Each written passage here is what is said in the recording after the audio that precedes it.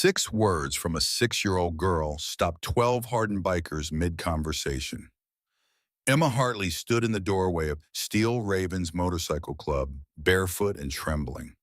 Her pink Sunday dress, the one with tiny flowers that had started the day neat and pressed, now hung torn at the hem. Dirt smudged across the front. Her dark curls, pulled back in puffs that morning, stuck to her sweaty forehead in wild spirals.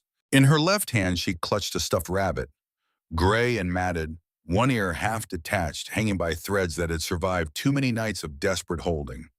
The men inside the garage didn't notice her at first. They were focused on a 1987 Harley Sportster that had more problems than solutions. The air hung thick with August heat and motor oil, the distant sweetness of cut grass drifting in from somewhere down Route 47.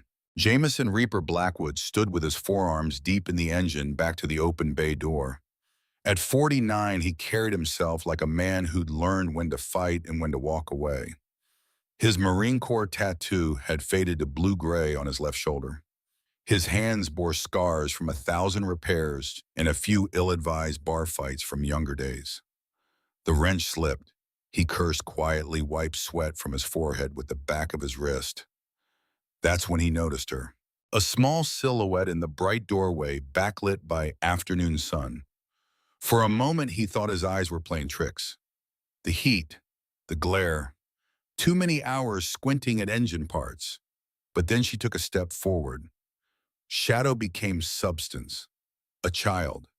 6 years old, maybe 7. Small for her age. Those dark curls framing a face that held something no child's face should ever hold. Knowledge. The kind that steals childhood and leaves broken pieces in its place. Behind Jameson, conversation died. Tyler lowered his laptop slowly. Marcus pushed back from the workbench where he had been sorting bolts. Danny looked up from his phone, his usual expression of mild boredom replaced with something sharper. 6 grown men suddenly aware that something was very wrong with this picture. The little girl stood there swaying slightly, like she wasn't entirely sure her legs would hold her. Her eyes scanned the garage, taking in the motorcycles, the tools, the men, who were now all staring at her. She was looking for something, or someone. Her chin trembled once, then steadied, like she'd made some internal decision to be brave. Jameson set down his wrench carefully, wiped his hands on a rag, his mind already racing through possibilities. Lost kid probably, hurt maybe, but there was something else in her eyes that he recognized from his own childhood, from mirrors and foster homes and school counselor offices. Fear, not the kind that comes from being lost or scraped knees, the kind that lives deeper, in bones and blood. He took one step toward her, then crouched down, made himself small, non-threatening, so he wouldn't tower over her like every other adult in her world probably did. None of them knew it yet, but this child's next words would change everything they thought they knew about their town, about justice, about who the real monsters were. "Hey there," Jameson said, his voice rough but gentle. "You okay, little one?" The girl's lips moved. No sound came out at first. She tried again, her voice barely a whisper, so quiet that Jameson had to lean forward to hear her. 6 words that made his blood turn cold. "I can't close my legs." The world seemed to stop. The hum of the oscillating fan in the corner, the distant sound of traffic on Route 47, the birds in the elm tree outside, everything faded into terrible heavy silence. Jameson stayed crouched, perfectly still, while his mind raced to process what he'd just heard. Behind him, he heard Tyler's sharp intake of breath, the creak of Marcus's boots as he moved closer, Danny's phone hitting the workbench with a clatter. Without a word, without any signal passing between them, the 6 men formed a half circle around the girl, not crowding her, but creating a wall between her and the open garage door. Instinct. The same instinct that made wolves circle their young, that made soldiers cover their brothers. Protection. Jameson forced his voice to stay calm, steady. "What's your name, sweetheart?" "Emma." She clutched the rabbit tighter. Emma Hartley. Emma, that's a real pretty name. I'm Jameson. Can you tell me what hurts? She looked down at her bare feet, then back up at him. Her eyes were the deepest brown like rich earth after rain, and they held that terrible knowledge, the kind that shouldn't exist in a 6-year-old. Everything hurts, she whispered. Down there in my legs and my tummy, it hurts to sit. It hurts to walk. Mama says I'm being dramatic, but I'm not. I'm not dramatic. Jameson's jaw tightened. He'd been in combat. He'd seen things that gave him nightmares for years afterward. But nothing had prepared him for the sight of this small child trembling in her torn Sunday dress, trying to explain pain she shouldn't even have words for. Can I see where it hurts, Emma? Just so I know how to help you. His voice was gentle, but inside rage was building like a storm. She nodded slowly, shifted her weight. That's when Jameson saw what he'd been dreading. Bruises. Dark purple and yellow marks on the inside of her thighs. Fingerprint-shaped. Unmistakable. More bruising around her knees. On her upper arms, defensive wounds. The kind that come from trying to push someone away. Her dress had hidden most of it. But now in the harsh afternoon light streaming through the bay doors, it was impossible to miss. This wasn't a fall from a bike. This wasn't roughhousing with other kids. This was deliberate, systematic, evil. Behind him, Marcus turned away, his shoulders rigid. Danny's hands had curled into fists. Tyler was already pulling out his phone again, fingers moving with purpose. Jameson swallowed hard. Emma, honey, who did this to you? The little girl's chin trembled again. A single tear tracked down her cheek, cutting through the dust on her face. Deputy Derek, she said. So quietly, Jameson almost didn't hear it. But I can't tell. He said if I tell, he'll hurt Mama. He says nobody believes bad girls. He says I'm bad because I let him. But I didn't let him. I didn't. I tried to say no, but he's so big and I'm little. Her voice broke. The stuffed rabbit fell from her hands as she started to cry. Not loud wailing like kids do when they fall and scrape their knees, but quiet hiccuping sobs that somehow hurt worse to hear. Jameson looked up at his brothers. In that moment, they all understood. This wasn't about their code or their club or their reputation. This was about a child who'd walked 2 miles on bare feet looking for help because everyone else had failed her. Emma, Jameson said carefully, this Deputy Derek, does he have a last name? She nodded, wiped her nose with the back of her hand. Foster, Deputy Derek Foster. He has a badge and a gun. And Mama says he's a good man who takes care of us. But he's not good. He's not. The name hit Jameson like a punch to the gut. Derek Foster, the same deputy who smiled that too-white smile at town council meetings, who got his picture in the Millbrook Gazette for coaching Little League. Officer of the Year, 2 years running. And now Jameson understood why Emma had come here. To a motorcycle club the town called Trouble, because sometimes the people wearing badges are the real criminals. And sometimes the only ones who will believe you are the ones society has already cast out. Jameson reached out slowly, picked up the fallen rabbit, handed it back to her. Emma, listen to me. You're not bad. You're brave, and we're going to help you. I promise. But here's what Jameson didn't know yet. Derek Foster had done this before. In another county, in another town, to another little girl who'd also tried to tell, and the town had helped him cover it up. 3 months earlier, Emma had tried to tell. The memory played in her mind now, sitting in that garage with 6 strangers who were the first people to look at her like she mattered, like she was telling the truth. It had been May, school almost out for summer. Miss Patterson, her first grade teacher, had taught them about safe touch and unsafe touch during health class. Emma had sat very still at her desk, realizing for the first time that what Deputy Derek did wasn't normal, wasn't okay, wasn't what happened in other houses.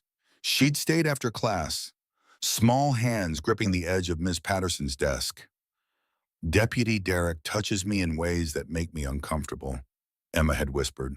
Miss Patterson's face had changed. Concern, yes, but also something else. Disbelief hiding behind professional courtesy. Emma, honey, are you sure you understand what you're saying? Deputy Derek is your mama's boyfriend. He's a police officer, a good man. But sometimes adults give hugs or pats that might feel different, but that doesn't mean anything bad. You need to be very careful about saying things like this, Emma. It could get people in a lot of trouble. Ms. Patterson had called Linda that afternoon. Emma's mama had picked her up early, drove home in silence that was louder than shouting. At the trailer, Linda had knelt down, gripped Emma's shoulders. Did you tell your teacher lies about Derek? They weren't lies, Mama. Derek saved us, baby. After your daddy died and left us with nothing but bills and shame, Derek stepped up. He paid off our debts. He helps with rent. He watches you and I work doubles. Without him, we'd be homeless. Do you understand homeless? Linda's eyes had filled with tears. You can't say things like that about him. You just can't. That was the day Emma learned that some truth cost too much to tell. In June, she tried again. Different approach. She'd written a letter to her grandparents. Even though Mama said they'd passed when Emma was 3, Emma remembered Grammy's smile from a photograph. The way she looked kind. She'd written in crayon, Dear Grammy and Grandpa in heaven, Deputy Derek hurts me and I don't know what to do. Please help if you can. Love, Emma. She'd folded it carefully, hidden it in a box under her bed next to the photograph and a dried flower from her real mama's grave, as if somehow the act of writing it down made it real. Made it witnessed. It didn't help, but it made her feel less alone. July brought the worst attempt, the one that taught Emma the whole system was broken. Linda had been working a double at the Waffle House. Emma, alone in the trailer with Derek, had waited until he fell asleep on the couch. She'd crept to the landline in the kitchen, dialed 911 with shaking fingers. 911, what's your emergency? The dispatcher's voice had sounded so official, so capable. Emma had felt hope bloom in her chest like a flower. My name is Emma Hartley. I'm 6 years old. I need help. Deputy Derek Foster is hurting me. A pause, then the dispatcher's voice changed, became softer, almost patronizing. Emma, honey, is this Emma from Shady Pines? This is Miss Sarah. I know your mama. I know Deputy Derek. He's a good man, sweetheart. Are you having bad dreams again? I'm not dreaming.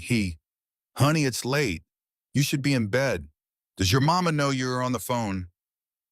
Mama's at work. Please, Miss Sarah, please send someone. I'll tell you what, sweetie. I'll make a note that you called okay, but I think you just had a nightmare. Deputy Derek helps people. He wouldn't hurt you. Try to get some sleep. The line had gone dead. Emma had stood there in the dark kitchen, phone in her hand, understanding with perfect clarity that no one was coming. That the grown-ups who were supposed to protect her had decided she wasn't worth protecting. Or worse, that she was lying. That night, locked in the bathroom where Derek always put her after Emma had made a decision. If the good people wouldn't help her, maybe the bad people would. She'd heard Mama warn her 100 times. Stay away from that motorcycle club. Those bikers are dangerous. They're criminals. To a 6-year-old's logic, that meant they were the opposite of Deputy Derek. The opposite of police and teachers and dispatchers who all said no. Maybe dangerous criminals would say yes. Now standing in their garage, Emma watched Jameson pull out his phone. His hands wanted to shake but couldn't afford to. She didn't know it, but she was looking at a man who understood her in ways no one else could. Jameson had been 8 years old when his stepfather broke his arm for the 3rd time. 8 years old when he told the social worker, told the doctor, told everyone who would listen. 8 years old when they all smiled and sent him back home with a man who'd promised to kill him if he ever told again. He'd survive 5 more years in that house, until the night his stepfather came at him with a belt and Jameson fought back. 15 years old, finally big enough to say no with his fists. They'd put him in foster care then, called him a problem child, difficult, aggressive. No one asked what had made him that way. Looking at Emma now, Jameson saw himself. Saw every kid who'd ever been failed by adults who chose comfort over truth, who chose reputation over protection. Not this time. Tyler Jameson said quietly, "Start a file. Document everything. Photo statement timeline." Tyler nodded, already moving. "Marcus, get the truck running. We're taking her to the hospital." "Hospital gonna call the cops," Danny said. "Derek's a cop." "Then they call the cops," Jameson replied, his voice hard as iron. "But we're gonna make sure someone besides us hears her story. Someone who has to write it down official." He looked down at Emma. "Honey, I'm gonna pick you up and carry you to our truck. Okay, because I don't think walking is easy for you right now. Is that okay?" Emma nodded. When Jameson lifted her, she weighed nothing. A feather. A ghost. She wrapped her arms around his neck and buried her face against his shoulder. She felt safe for the first time in 3 months. Jameson carried her to the parking lot where Marcus's truck sat waiting. Tyler climbed in the back seat with Emma still documenting, still building the case that would either save her or destroy them all. As they pulled out of the lot, Jameson noticed a woman across the street. Mrs. Beatrice Henderson, 72 years old, had been watering her garden when Emma walked past earlier. She stood now with her hose watching them drive away. Later, she would testify that she'd seen Emma walking alone toward the motorcycle club, that she'd asked where the child was going. "I'm going to find help," Emma had said. Mrs. Henderson hadn't stopped her. Something in that baby's eyes, she would tell the court. "I knew she was running from something, or towards something. Either way, I knew better than to get in her way." Millbrook General Hospital sat on the west side of town, a low brick building that had served the community for 40 years. The emergency room entrance was quiet that Saturday afternoon. Most emergencies in Millbrook were farming accidents or heart attacks.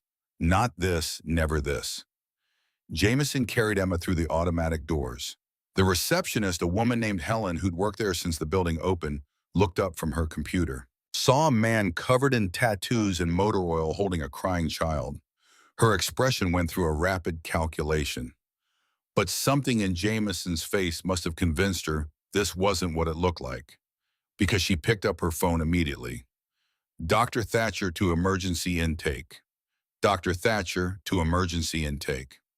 Within minutes, a woman appeared, late 40s, early 50s, gray hair pulled back in a no-nonsense bun. Eyes that had seen too much to be shocked by anything anymore. Dr. Evelyn Thatcher took one look at Emma and her whole demeanor shifted, became fierce, protective. "Exam room 3, now." Jameson started to follow, but Dr. Thatcher shook her head. "You did the right thing bringing her in, but I need to do this examination without you in the room. Hospital policy, and it's better for evidence collection." She glanced at Emma, then back to Jameson. "I'll take care of her. I promise." Jameson nodded, set Emma down gently, knelt so they were eye level. "I'm going to be right outside that door." "Okay, Dr. Thatcher is good people. She's going to help. And I promise I'm not leaving." Emma's eyes went wide, frightened. "Promise on what?" Jameson understood. Adults had broken too many promises. He reached up, pulled off the ring he'd worn since 1997, his Marine Corps ring, the one he'd earned in boot camp, the one he'd never taken off, not once in 28 years.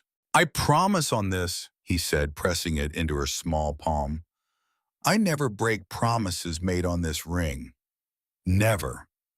Emma closed her fingers around it, held it like a lifeline. "Okay," she whispered. Dr. Thatcher led her into the exam room. The door closed. Jameson stood in the hallway, hands clenched at his sides, and waited. Inside the exam room, Dr. Evelyn Thatcher worked with the kind of gentle efficiency that came from 23 years of emergency medicine. She'd seen abuse cases before. Too many, each one carved something out of her that never grew back. But she'd never gotten used to it, hoped she never would. "Emma, I'm going to examine you to see where you're hurt. Okay, I'll explain everything before I do it. And if you need me to stop, you just say stop. Can you do that?" Emma nodded, still clutching that Marine ring. The examination took 40 minutes. Dr. Thatcher documented everything with photographs, measurements, detailed notes that would hold up in court. She collected evidence with swabs and slides, drew blood, checked for injuries both visible and internal. What she found made her want to cry, but she didn't. Not in front of Emma. She kept her face professional, calm, even as rage built in her chest. Honey, you're doing so well. Just a few more minutes. When it was done, Dr. Thatcher helped Emma into a hospital gown. The child's clothes would go into evidence bags, would be tagged and sealed and photographed. Emma, I need to ask you some questions now, okay? About what happened. Emma nodded, and for the first time in 3 months, someone actually listened. She told Dr. Thatcher everything. How it started in May, right after school let out for summer. How Derek would come over when Mama worked late. How he locked the bathroom door from the outside after. How he said good girls don't tell. How he said no one would believe her anyway. How she tried to tell Mama, the teacher, the 911 lady. How no one listened. Dr. Thatcher wrote it all down. Every word, her hands shaking with fury she couldn't show. Emma, you are the bravest person I've met in a very long time. Do you know that? Emma shook her head. I'm not brave. I'm scared all the time. Being brave doesn't mean you're not scared, honey. It means you keep going even when you are. Dr. Thatcher finished her notes, looked at this child who'd been failed by every system designed to protect her. I'm going to file a report. That means I'm going to tell people who can help, people who have to help. Okay, will they believe you? The question broke Dr. Thatcher's heart because she knew the answer. Knew from experience that sometimes the people who should help don't, that sometimes the system protects the wrong people. I'm going to make sure they do, she said. But even as she said it, she saw the emergency room doors open. Saw Police Chief Raymond Stone walk in uniform, crisp, despite the August heat expression already settling into something between concern and irritation. Dr. Thatcher's stomach sank. She knew Raymond Stone, knew he and Deputy Derek Foster were best friends, fishing buddies, their families vacationed together. The fix was already in. Chief Stone spotted Jameson immediately. Crossed the waiting room with the kind of swagger that came from 25 years of unchallenged authority in a small town. Heard you brought in a child with some concerns. Mind telling me what this is about? Jameson straightened, met his eyes. Emma Hartley, 6 years old, sexual abuse. It's not a concern, Chief. It's a fact. Stone's expression didn't change, but something flickered behind his eyes. That's a serious accusation. Who's she saying did this? Derek Foster. The silence that followed was heavier than concrete. Stone's face rearranged itself into something almost sympathetic. Look, Jameson, I know you mean well, but Derek Foster is a decorated officer. 6 years on the force, not a single complaint. Officer of the Year. The girl's probably confused. Kids say things. They mix up dreams with reality. She's got fingerprint bruises on her thighs. She can barely walk. This isn't confusion. That's for investigators to determine.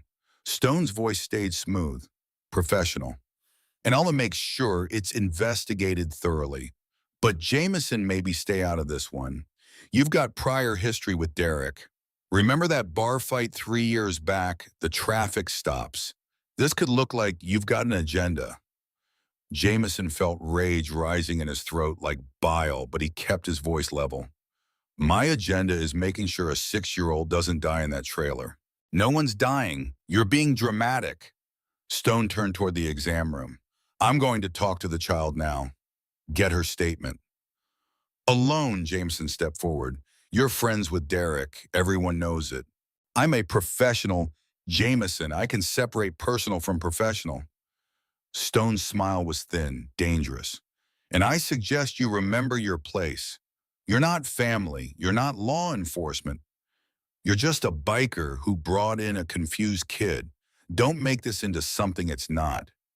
He walked toward exam room 3. Dr. Thatcher met him at the door. Chief Stone, I need to speak with you about the examination findings. They stepped aside, spoke in low voices. Jameson couldn't hear the words, but he could see Dr. Thatcher's body language, the way her shoulders slumped, the way Stone's expression never changed from that professional mask of concern. 5 minutes later, Stone entered the exam room alone. Jameson waited, paced. Tyler and Marcus had joined him in the waiting room. They sat in plastic chairs, silent watching. 15 minutes passed. When Stone emerged, he had Emma with him. She'd been dressed in her torn Sunday dress again. Evidence bags nowhere in sight. She looked smaller than before, more defeated. Stone's hand rested on her shoulder. Proprietary, possessive. Talk to Emma, sweet kid. She's had a rough time since her daddy passed. Lots of nightmares, acting out for attention, it happens. He looked at Jameson. I appreciate you being concerned, but I think what Emma needs is to go home. Get some rest. I'm going to call her mama, have her come pick Emma up. What about the examination? Jameson demanded. Dr. Thatcher found some bruising consistent with a child who plays hard. Emma told me she fell off her bike last week. Kids fall. Kids get bruises. Stone's voice was perfectly reasonable, perfectly calm. There's no evidence of sexual abuse, just a confused child and some well-meaning but misguided citizens jumping to conclusions. Emma stared at the floor, said nothing. Jameson looked at Dr. Thatcher. She wouldn't meet his eyes. Later, he'd learn what Stone had told her, about how making serious accusations without solid proof could cost a doctor their license, about how Derek Foster had powerful friends, about how she should think carefully before filing reports that could ruin good men's lives. She'd caved, like everyone else. Stone made 2 phone calls, one to Linda Hartley telling her to come get her daughter, one to Derek Foster warning him about the situation. The second call would become the smoking gun, but not yet, not today. 20 minutes later, Linda arrived. She rushed into the emergency room, still wearing her Waffle House uniform, smelling of coffee and fryer grease. Emma, bis. She grabbed her daughter, held her tight, then pulled back, looked at Jameson with fury in her eyes. Who are you? Why did you take my daughter? Ma'am, my name is Jameson Blackwood. Your daughter came to me. She's hurt. She needs help. She needs to come home. Linda's voice cracked. She needs her mama. She told me Derek Foster has been abusing her. The doctor confirmed. Stop. Linda's hand came up. Physical barrier against words she couldn't afford to hear. I don't know what kind of game you're playing, but Derek has been good to us. Better than good.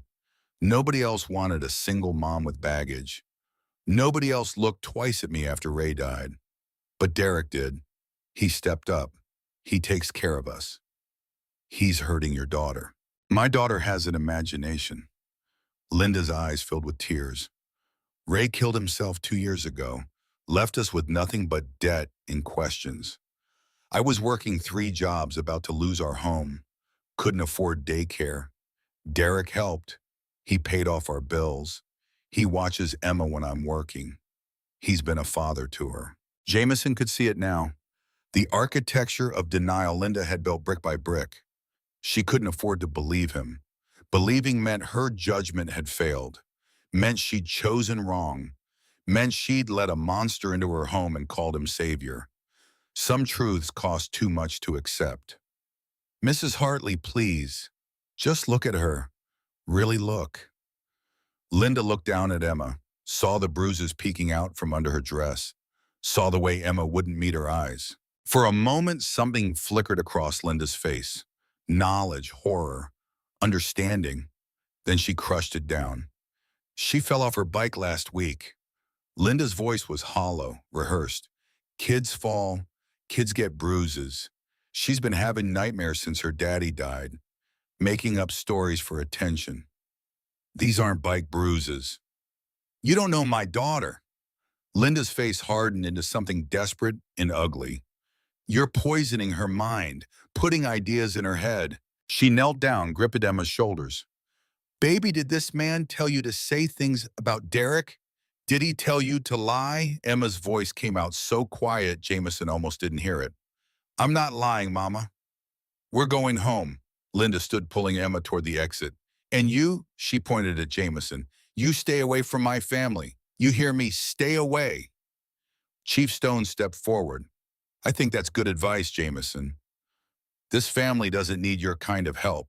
Jameson watched them walk toward the automatic doors, watched Emma look back over her shoulder, eyes pleading, watched her mouth form words, don't leave me. But he had no legal right to this child. He wasn't family. He had no authority, and if he tried to stop them, he'd be the criminal, not Derek Foster. The doors slid closed. Tyler touched Jameson's arm. Boss, we can't just... I know. Jameson's voice was dead, hollow. Get back to the clubhouse. Call a church meeting. Everyone. Tonight. They drove back in silence. At Shady Pines Trailer Park, Linda pulled up to number 47. The single wide with faded blue skirting and a wooden deck that had seen better decades. The rusted swing set in the yard, one swing missing its seat, the other twisted around the top bar. Emma climbed out slowly, every movement hurt. Linda gripped her hand, tight, too tight. Inside. Now. In the living room, Linda finally released her, paced, ran her hands through her hair. Emma, baby, why would you say those things about Derek? Why would you make up such awful lies? I didn't make them up, Mama. Don't. Linda's voice broke. Please don't. Because if what you're saying is true, that means I failed you. That means I chose him over you. That means I'm a terrible mother who let her daughter get hurt. Emma understood then. Understood that Mama couldn't believe her, not because Emma was lying, but because the truth was too heavy to carry. I'm sorry, Mama, Emma whispered. You're sorry, Linda laughed, bitter and broken. You just tried to destroy the one good thing in our lives. Derek's going to be so hurt when he finds out what you said. As if summoned by his name, headlights swept across the living room window. A patrol car pulled into the driveway. Derek Foster stepped out, all 6'2" of him, uniform perfectly pressed, that smile already in place. He walked to the door, knocked twice, friendly, casual. Linda opened it.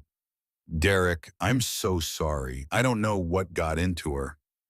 It's okay, Linda. Derek's voice was smooth as honey. Kids say things, especially kids who have been through trauma like Emma has.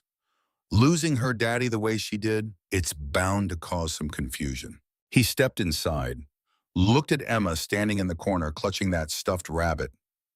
Hey there, princess. You gave everyone quite a scare today. Emma backed up, hit the wall. Derek crossed the room, slow, deliberate, knelt down in front of her. You know I love you, right? You know I'd never hurt you. Emma said nothing. Those bikers put some bad ideas in your head, confused you, but it's okay. We're going to get you straightened out. He touched her cheek. Emma flinched. Derek smiled. See jumpy. That's what trauma does. Makes you see danger where there isn't any. He stood, turned to Linda. I think Emma should spend some time in her room, process what happened today. I'll stay here tonight. Make sure she's okay. You don't have to. I want to. Derek's hand found Linda's shoulder, squeezed. This is my family too.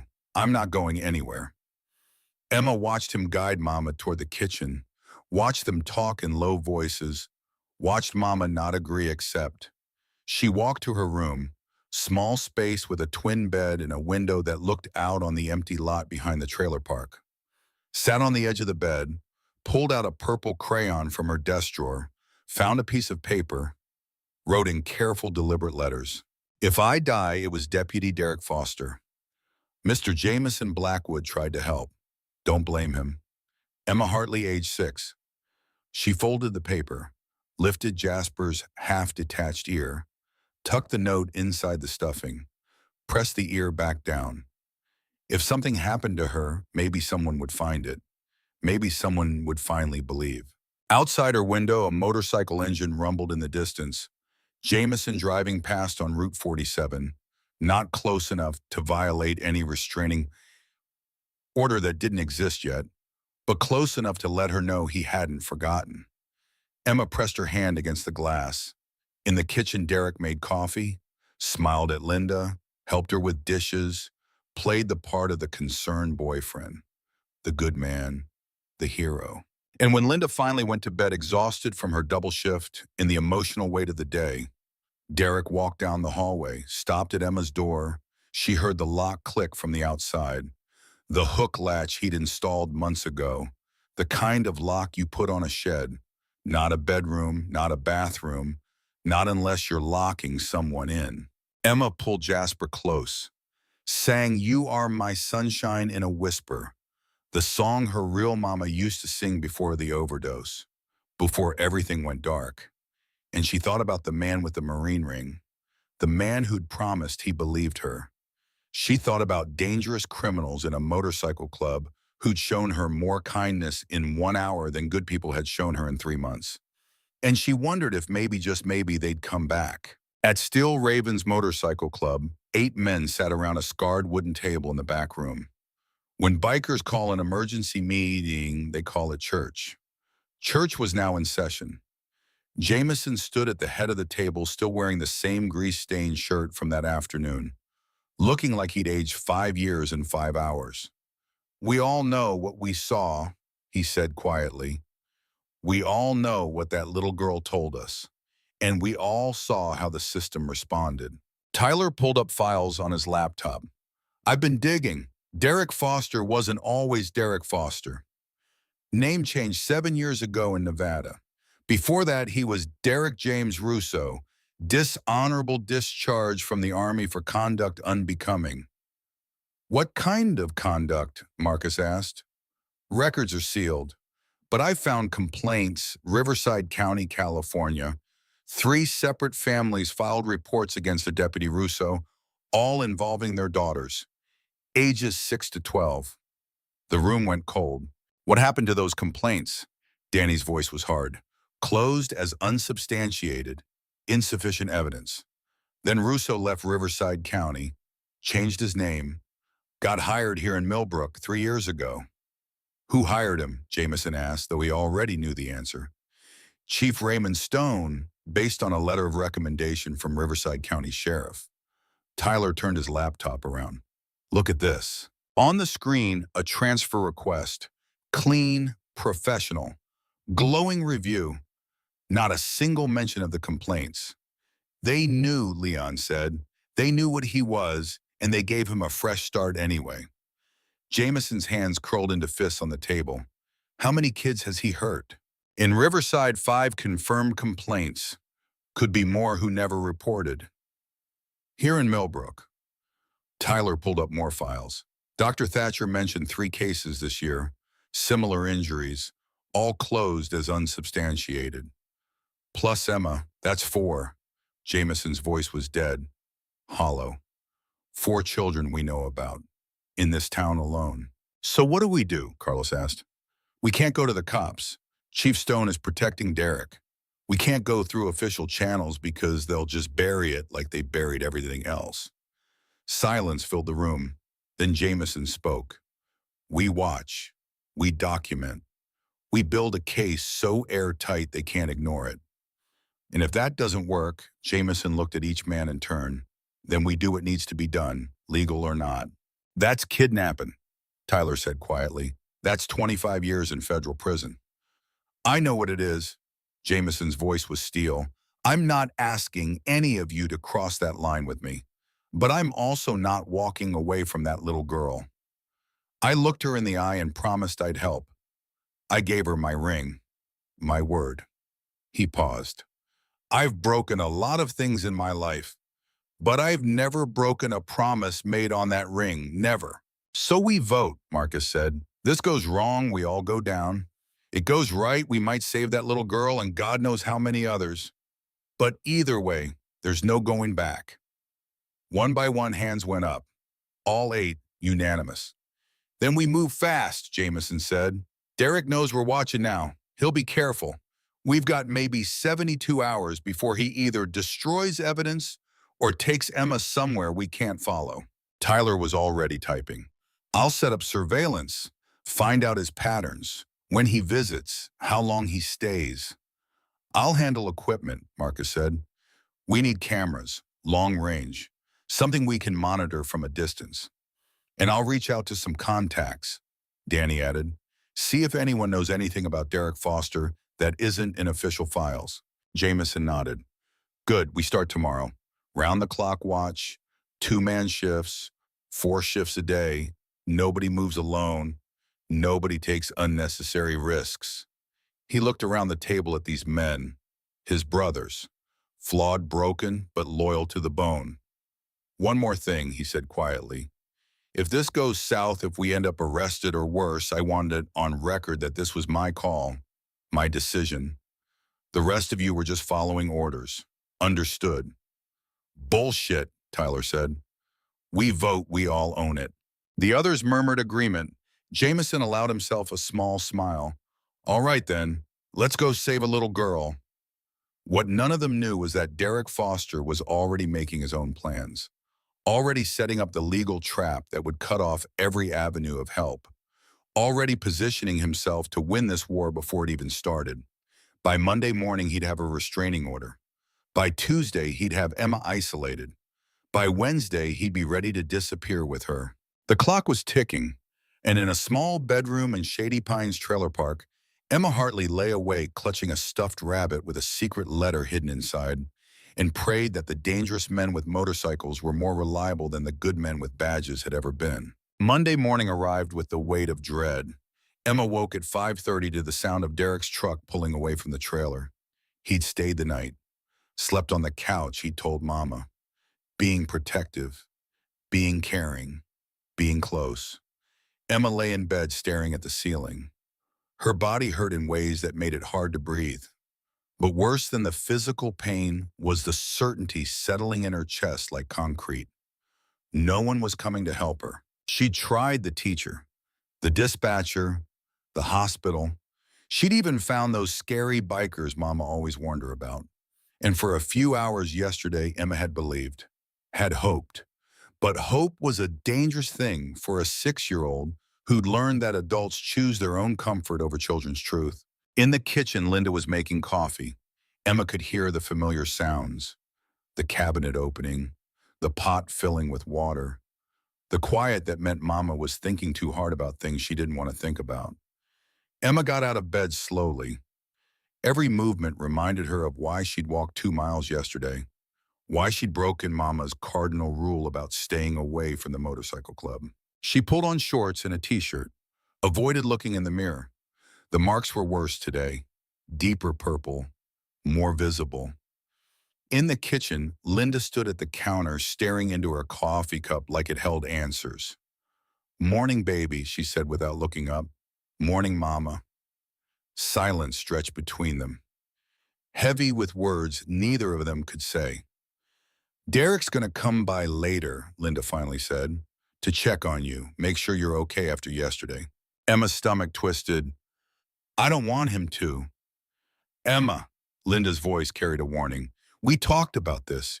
You can't keep saying things like that. Derek loves us. He takes care of us. He hurts me. Linda's coffee cup hit the counter harder than necessary. Stop it. Just stop. She turned to face Emma. Her eyes were red, like she'd been crying or hadn't slept. I'm working a double today, breakfast shift and dinner. Derek's gonna watch you. Linda's voice cracked. And you're going to be good. You understand, you're going to stop making up stories. Emma understood then, really understood. Mama knew, on some level deep down where truths lived that were too scary to speak out loud, Mama knew. But she couldn't afford to know. So she was choosing not to see, choosing Derek's financial support over Emma's safety, choosing her own survival over her daughter's childhood. Emma nodded, yes, Mama. Linda grabbed her purse, headed for the door, stopped with her hand on the knob. Emma, She didn't finish, just shook her head and left. The trailer felt bigger when Emma was alone, emptier. She went to her room, pulled Jasper from the bed, felt for the note inside his ear. Still there. Evidence? Testimony. A message in a bottle that might never be found. Outside a car pulled up. Not Derek's truck. Something unfamiliar. Emma went to the window, watched a man in a suit get out. He carried a folder. Walked to Mrs. Henderson's trailer next door. Knocked. Mrs. Henderson answered. They talked. The man handed her papers. Then he walked to Emma's trailer. Emma's heart raced. She didn't answer when he knocked. Didn't move. Just watched through the window as he slid an envelope under the door. When his car drove away, Emma crept to the door, picked up the envelope with shaking hands. She couldn't read all the big words, but she recognized enough. Restraining order, Steel Ravens Motorcycle Club, 500 feet. The paper had names: Jameson Blackwood, Tyler, Marcus, Danny, all of them. They weren't allowed near her anymore. Emma sank to the floor, clutching the paper. The last door had just closed. The last possibility of help had been locked away behind legal words she didn't fully understand but felt in her bones. Derek had made sure of it. 2 miles away, Jameson sat in the Steel Ravens clubhouse holding an identical copy of that restraining order. His hands trembled with rage he couldn't release. It's dated this morning, Tyler said, reading over his shoulder. Filed Saturday night. Approved by Judge Franklin Carter first thing today. No hearing required. Emergency circumstances. Emergency circumstances, Marcus repeated bitterly. Because we tried to help a kid. Jameson studied the map Tyler had pulled up on his laptop. The red circle showed a 500-foot radius around Emma's trailer, around Linda's workplace, around Millbrook Elementary School. Every place they might legitimately encounter Emma was now off limits. Our surveillance positions are all inside the restricted zone, Tyler said quietly. The abandoned trailer we were going to use, the parking spots on Route 47, even driving past on the main road could technically be a violation if they can prove intent. So we're done, Danny said. He maneuvered us right off the board. Jameson didn't answer. He was thinking about Emma's face yesterday, the way she looked at him when Chief Stone made her leave with Linda, the silent plea in her eyes. Don't leave me. He'd given her his ring, his promise. 28 years he'd worn that ring. Never broken a promise made on it. Not starting now. Tyler, can you still monitor the 911 system? Tyler nodded slowly. I'm already in. Set it up Saturday night. Any call that comes from Emma's address or mentions Derek Foster gets flagged to me directly. Good. Keep that running. Marcus, I need you to reach out to any contacts you have. Military law enforcement, anyone who might know something about Derek Foster that isn't in official records. On it. The rest of you normal routine. We can't be seen actively watching, but we stay ready. The second something breaks, the second we have an opening, we move. And if nothing breaks, Leon asked, if Derek just keeps hurting her and we can't do anything about it, Jameson's jaw tightened. Then we break something ourselves.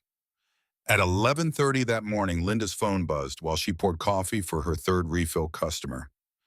Text from Derek, heading to the trailer to check on Emma, making sure she's okay. Linda stared at the message. Her thumb hovered over the keyboard. She could say no, could say she'd called a babysitter, could create any excuse. Instead, she typed, "Thank you, I appreciate it." She hit send and hated herself for it. Derek Foster pulled up to Shady Pines Trailer Park at 11:45. He sat in his truck for a moment, checking his surroundings. No motorcycles, no suspicious vehicles. The restraining order had done its job. He smiled. Small-town politics were easy when you knew how to play the game, when you had friends in the right places, when you understood that people would rather believe a comfortable lie than an uncomfortable truth. He got out, adjusted his belt, knocked on the trailer door. Emma, it's Derek. Your mama asked me to check on you. No answer. He pulled out his key. Linda had given it to him months ago for emergencies, she'd said, so he could help if Emma needed something while Linda worked. He let himself in, found Emma in her room, sitting on the bed with that ratty stuffed rabbit. She looked up when he entered, Fear flashed across her face before she could hide it. "Hey there, princess," Derek said softly. "How are you feeling today?" Emma didn't answer. Derek closed the door behind him. The lock clicked. "You caused quite a bit of trouble yesterday," he continued. "Conversational, friendly, got a lot of people worried, made your mama cry." He sat on the edge of her bed. Emma pressed herself against the wall. "Those bikers put ideas in your head, didn't they? Confused you, made you think things that weren't true." "They didn't." Shh. Derek's hand covered her mouth, gentle, terrifying. "Adults are talking. You need to listen." He leaned closer. His voice dropped to a whisper. "You know what happens to little girls who tell lies about good men? They lose their mamas. Child Services comes and takes them away, puts them in foster care with strangers who don't love them. Is that what you want?" Emma shook her head, tears streaming down her face. "I didn't think so." Derek removed his hand. "So here's what's going to happen. You're going to be a good girl. You're going to stop making up stories, and everything's going to go back to normal. Understand?" Emma nodded. "Good." Derek stood. "I'm going to be right out in the living room, watching TV, being a responsible adult. And you're going to stay in here and think about how lucky you are to have people who care about you." He walked to the door, stopped. "Oh, and Emma, those bikers can't come near you anymore. I made sure of it. So if you were hoping they'd save you—" He smiled. "Hope all you want. No one's coming." The door closed. Emma heard the lock click from the outside. That hook latch, installed months ago, the kind of lock that kept animals in sheds, not children in bedrooms. She curled into a ball on her bed, held Jasper tight. And for the first time since yesterday's brief moment of hope, Emma truly believed she was going to die in this trailer. At Steel Ravens clubhouse, Tyler's laptop suddenly pinged. He looked at the screen, went pale. "Boss, we got something." Jameson crossed the room in 3 strides. "What?" "Phone call from Emma's landline 30 seconds ago." Tyler pulled up the audio file, but it didn't go to 911. It went to Derek's cell. He hit play. Derek's voice came through the speakers. "Hey, Linda. Yeah, I'm at the trailer. Emma's fine. Just watching some TV, being quiet. No trouble at all. You want me to make her lunch? Sure, no problem. I'll take care of her. You just focus on work. Love you too." The call ended. Jameson's fists clenched. "He's there right now." "We can't go," Marcus said. "The restraining order." "I don't give a damn about the restraining order. If you violate it, they'll arrest you. Emma goes back to him anyway, and you're in jail where you can't help her at all." Jameson knew Marcus was right, hated that he was right. But knowing and accepting were two different things. He forced himself to breathe, to think. How long has he been there? Tyler checked the logs. Based on when Linda's shift started and when she usually texts him, probably got there around 11:45. It's noon now, 15 minutes. 15 minutes. Anything could happen in 15 minutes. Jameson pulled out his phone, dialed a number he'd been given by a contact in San Antonio. It rang 4 times before someone picked up. "FBI San Antonio field office. I need to speak to someone about child abuse. It's happening right now. Active situation." "Sir, if there's an active situation, you need to call 911. 911 is compromised. The perpetrator is a police officer. His sister works dispatch. She's been burying calls for months." A pause. "Hold, please." 30 seconds later, a new voice came on the line. Female, sharp, professional. "This is Detective Madison Calloway, FBI Task Force on Crimes Against Children. You said something about a compromised 911 system." Jameson explained everything in 3 minutes. Emma walking into the clubhouse, the hospital, Chief Stone, the restraining order, Derek Foster's real name and history in Riverside County. Madison Calloway was silent for a moment after he finished. "Mr. Blackwood, what you're describing is a federal case, interstate trafficking pattern of abuse across state lines. We've been building files on situations exactly like this. She paused. But I need to be clear. If you're calling because you're planning to take action yourself, I'm calling because a 6-year-old is locked in a trailer with her abuser right now, and every legal channel has failed her. Another pause. Give me the address. Jameson did. I'm 2 hours away. I can't get there in time to prevent whatever might be happening right now. Her voice softened slightly.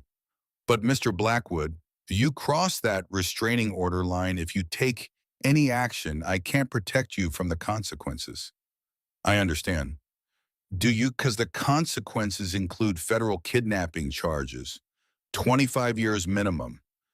I understand, Jameson repeated, but that little girl can't wait 2 hours. He hung up, looked at his brothers. Anyone who wants out, now's the time. No judgment, no hard feelings. No one moved. Then we do this smart. Tyler, keep monitoring. If Emma calls 911, if anything changes, we need to know immediately. Marcus, you and Leon stay here. If this goes wrong, someone needs to be able to say they had no knowledge of what we were planning. And the rest of us? Danny asked. Jameson grabbed his jacket. We go get our girl. Inside the trailer, Emma had stopped crying. Tears didn't help. Didn't change anything. She sat on her bed holding Jasper, listening to Derek move around in the living room. She could hear the TV, some game show with fake enthusiasm and canned laughter.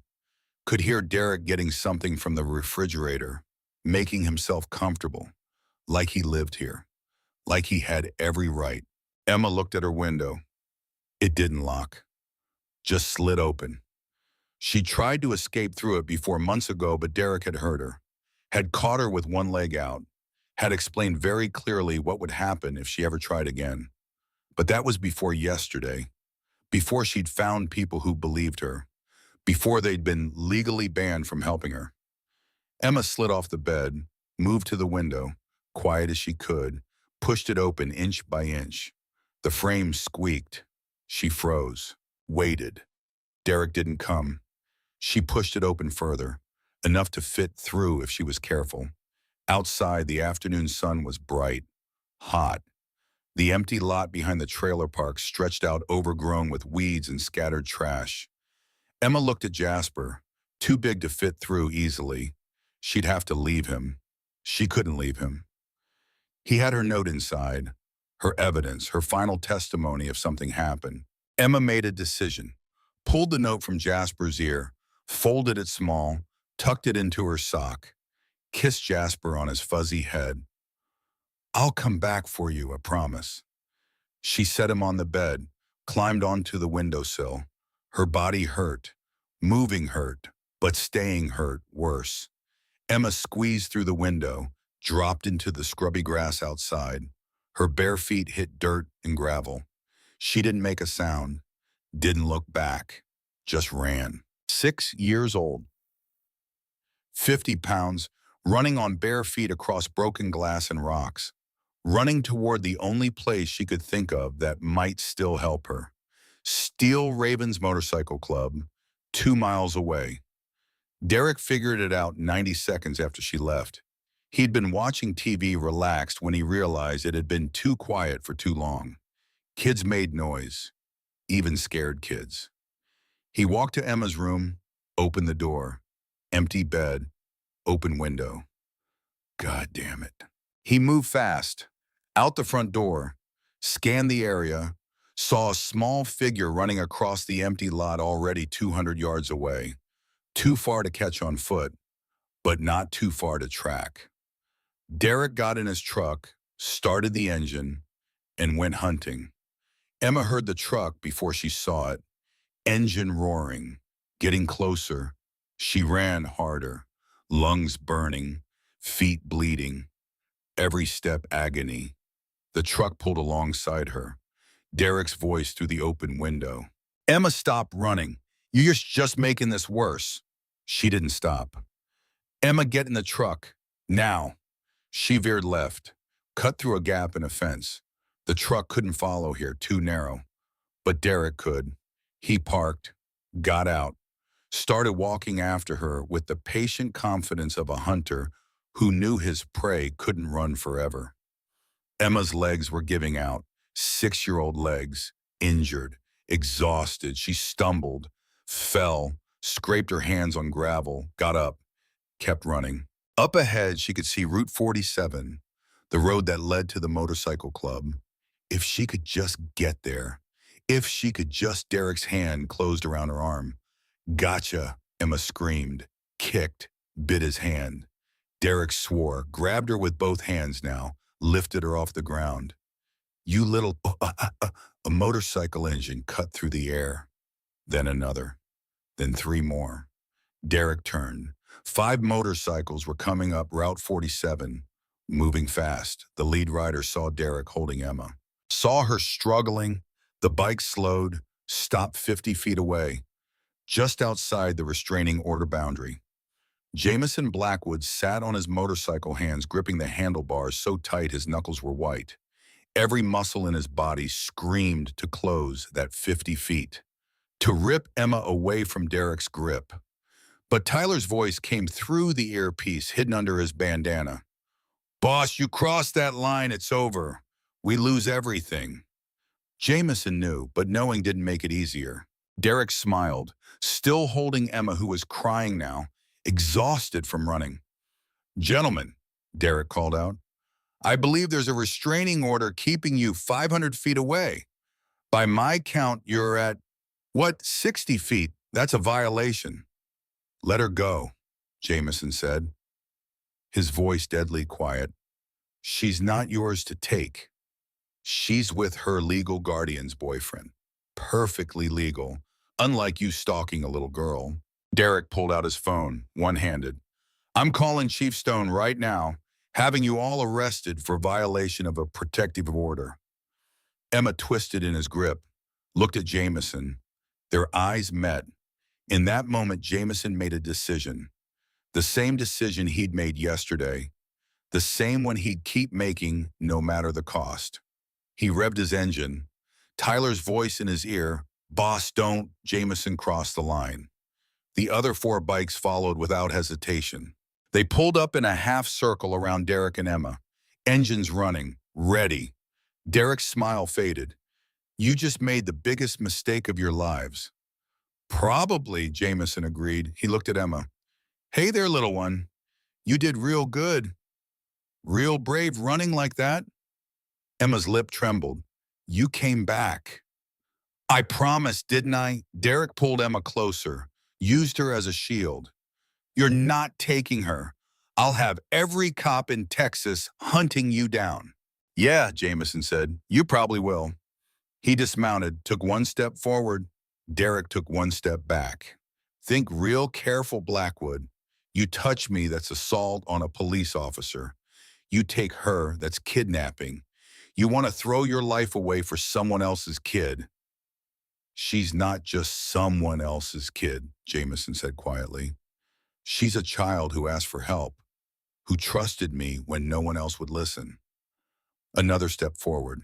Derek pulled his service weapon, pointed it at Jameson's chest. I will shoot you. Time seemed to slow. The 5 bikers went still. Emma stopped struggling, frozen in terror.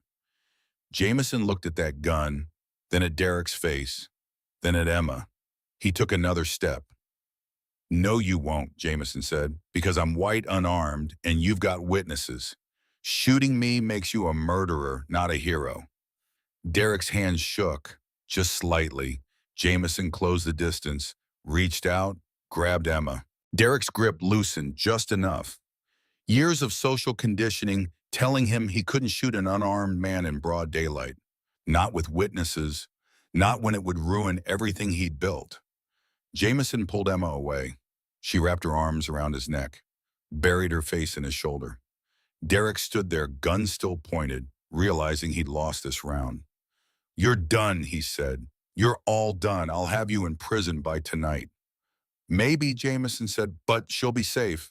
He carried Emma to his motorcycle, set her in front of him on the seat. Hold on tight, okay? Emma nodded, gripped the handlebars with small, bloody hands. Jameson looked at Derek one last time. You're right about one thing. We're done here. But so are you. The 5 motorcycles roared to life, and they rode. Behind them, Derek pulled out his phone, made 3 calls in rapid succession. Chief Stone, every deputy in Millbrook County, FBI San Antonio field office. By the time the sun set, there would be an APB out for Jamison Blackwood. Federal charges filed, manhunt initiated. But for now, as Jamison's motorcycle carried Emma away from Shady Pines Trailer Park, away from Derek Foster, away from 3 months of hell, the little girl felt something she hadn't felt in so long, she'd almost forgotten what it was called: hope. The ride to San Antonio took 2 hours. Jamison kept to back roads, avoiding main highways where police might be looking. Emma sat in front of him, silent, holding onto the handlebars like they were the only solid thing in the world. Behind them, the other 4 bikes maintained formation. Protection. Brotherhood. Tyler's voice came through the earpiece intermittently. Updates. Warnings. A PB just went out. Kidnapping. Armed and dangerous. They're saying you threatened Derek with a weapon. Jameson wasn't surprised. Derek would spin this however he needed to maintain his image. FBI, he asked. Detective Calloway is en route to the field office. Said to bring Emma there. She's got immunity paperwork ready. For me. For Emma, as a witness, you. Tyler paused. Boss, I'm not going to lie to you. You're looking at serious time. Federal kidnapping violation of a court order, possibly more depending on how creative the DA wants to get. I know. Emma shifted against him. Are you going to jail because of me? Jameson adjusted his grip on the handlebars. Maybe, kiddo, but that's not your fault. That's on the grown-ups who failed you first. I don't want you to go to jail. I don't either. But sometimes doing the right thing costs something. And you're worth it. They rode in silence for a while, past farmland and scrubby desert, past roadside crosses marking where other people's lives had ended on these roads. Emma spoke again, so quiet Jameson almost didn't hear her over the engine. Why did you believe me when nobody else did? Jameson considered his answer carefully. Because I was you once. Long time ago. Different situation, but the same feeling. That no one would listen. That no one cared. What happened to you? I survived. Got out. Got old enough to fight back. He paused. But I always wondered what would have happened if just one adult had believed me when I was 8. If one person had been brave enough to break the rules to help me. Did anyone? No, I had to save myself. Took till I was 15. Another pause. But you don't have to wait that long. Because this time I'm that adult. And I believe you. Emma leaned back against him. Started crying. Not from fear this time. From relief so overwhelming it had to come out somehow. Jameson let her cry. Kept riding. Kept moving toward whatever came next. The FBI field office in San Antonio was a gray concrete building that looked like every other federal building in America, designed to project authority without personality. Jameson pulled into the parking garage at 4:15. The other bikes followed. They parked in a corner spot, engines cutting off one by one. For a moment, no one moved. This is it, Danny said quietly. We go in there, we don't come back out. You guys don't have to, Jameson replied. I can take her in alone. Hell with that, Marcus growled. We voted. We all own this. The garage elevator doors opened. Detective Madison Calloway stepped out flanked by 2 other agents. She was late 30s, sharp-eyed, carrying herself like someone who'd seen too much, but hadn't quit yet. She walked directly to Jameson, looked at Emma sitting in front of him on the bike. Emma Hartley. Emma nodded. Madison's expression softened. Hi, honey. I'm Detective Calloway with the FBI. I'm going to help you okay, but first I need to talk to Mr. Blackwood. She gestured for Jameson to step aside. He dismounted carefully, making sure Emma was stable. Madison's voice dropped to a whisper meant only for him. You know what you've done here? Yes, ma'am. Federal kidnapping, violation of a protective order, possibly interstate flight. You're looking at 25 years minimum. I know. Was it worth it? Jameson looked at Emma, at this tiny child who'd walked 2 miles barefoot to find help, who trusted him when trust had been beaten out of her. Every second, Madison studied him for a long moment, then nodded. All right, here's how this goes. Emma comes with me. We have a forensic interviewer waiting, Dr. Rebecca Winters, best in the state. She'll talk to Emma, document everything, collect evidence. And us. You'll be arrested, all 5 of you, processed. You'll sit in holding until we decide what charges to file. She paused. But Mr. Blackwood, I want you to know something. What you did today triggered a federal investigation we've been trying to build for months. Derek Foster isn't just a local predator. He's part of something bigger. Jameson's eyes narrowed. How much bigger? Can't say yet, but big enough that your testimony, Emma's testimony, might be the thread that unravels it. Madison glanced at her agents. We'll do everything we can to argue necessity defense, that you acted to prevent imminent harm, that every legal channel had failed, but I can't promise anything. I'm not asking for promises, just asking you to keep her safe. That I can promise. Madison walked to Emma, knelt down beside the motorcycle. Emma, I need you to come with me, okay? We're going to take you somewhere safe. A nice lady named Dr. Winters wants to talk to you. Emma looked at Jameson, fear in her eyes. Are they taking you away? Yeah, kiddo, for a while. Will I see you again? Jameson's throat tightened. I don't know, but I need you to do something for me. I need you to tell Dr. Winters everything. Everything Derek did. Everything you tried to do to stop it. Everything that happened. Can you do that? Emma reached into her sock, pulled out a folded piece of paper. I wrote it down in case I died, in case no one believed me. She handed it to Madison. The detective unfolded it, read the careful crayon letters. If I die, it was Deputy Derek Foster. Mr. Jameson Blackwood tried to help. Don't blame him. Emma Hartley, age 6. Madison's professional mask cracked for just a second. When she looked up, her eyes were wet. Emma, honey, you're not going to die. And Mr. Jameson is a hero. Anyone who says different is going to have to go through me. She stood, signaled her agents. Take them into custody, gentle. They've earned that much. The agents moved forward. Jameson held out his wrists without being asked. The handcuffs clicked into place. Emma screamed, No, don't take him. He saved me. Madison caught her as she tried to run to Jameson, held her gently but firmly. Emma, listen to me. Sometimes good people get punished for doing the right thing, but we're going to fight for him. And you're going to help by telling your story. Okay. Emma was sobbing now, reaching for Jameson. Jameson met her eyes over Madison's shoulder. Hey, you remember what I told you? You're the bravest person I know. You can do this. I don't want to do it without you. You won't be without me. I'll be thinking about you every single day. And that ring I gave you, you still have it.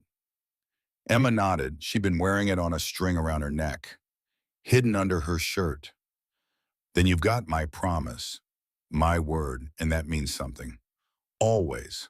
The agents led Jameson away. Tyler, Danny, Marcus, and Carlos followed in their own handcuffs. None of them resisted. None of them complained. They'd made their choice, knew the cost, paid it willingly. Emma watched them go, watched the elevator doors close. Madison knelt beside her again. Come on, honey, let's get you somewhere safe. And then we're going to make sure the people who hurt you never hurt anyone again. 3 hours later, Emma sat in a comfortable room designed not to look like an interrogation space. Soft furniture, neutral colors, a therapy dog named Bailey lying at her feet. Dr. Rebecca Winters sat across from her. Gentle voice, patient eyes, recording equipment running but hidden so Emma wouldn't feel like she was on trial. Emma, can you tell me what happened? Start wherever feels right. Emma started talking. And for the first time in 3 months, someone listened to every word. believed every detail, documented everything with the kind of care that would build a case so strong not even Derek Foster's connections could tear it down. While Emma talked, FBI agents executed simultaneous raids on 3 locations. Derek Foster's house, the one where he lived alone, where he kept his secrets.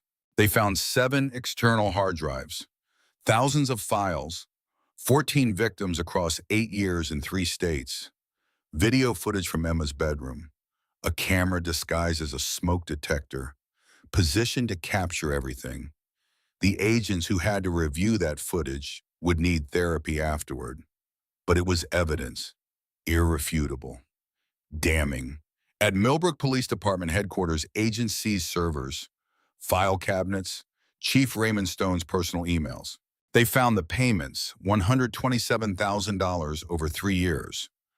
Deposits from offshore accounts linked to Derek Foster, payments that coincided with cases being closed, evidence disappearing, reports marked unfounded.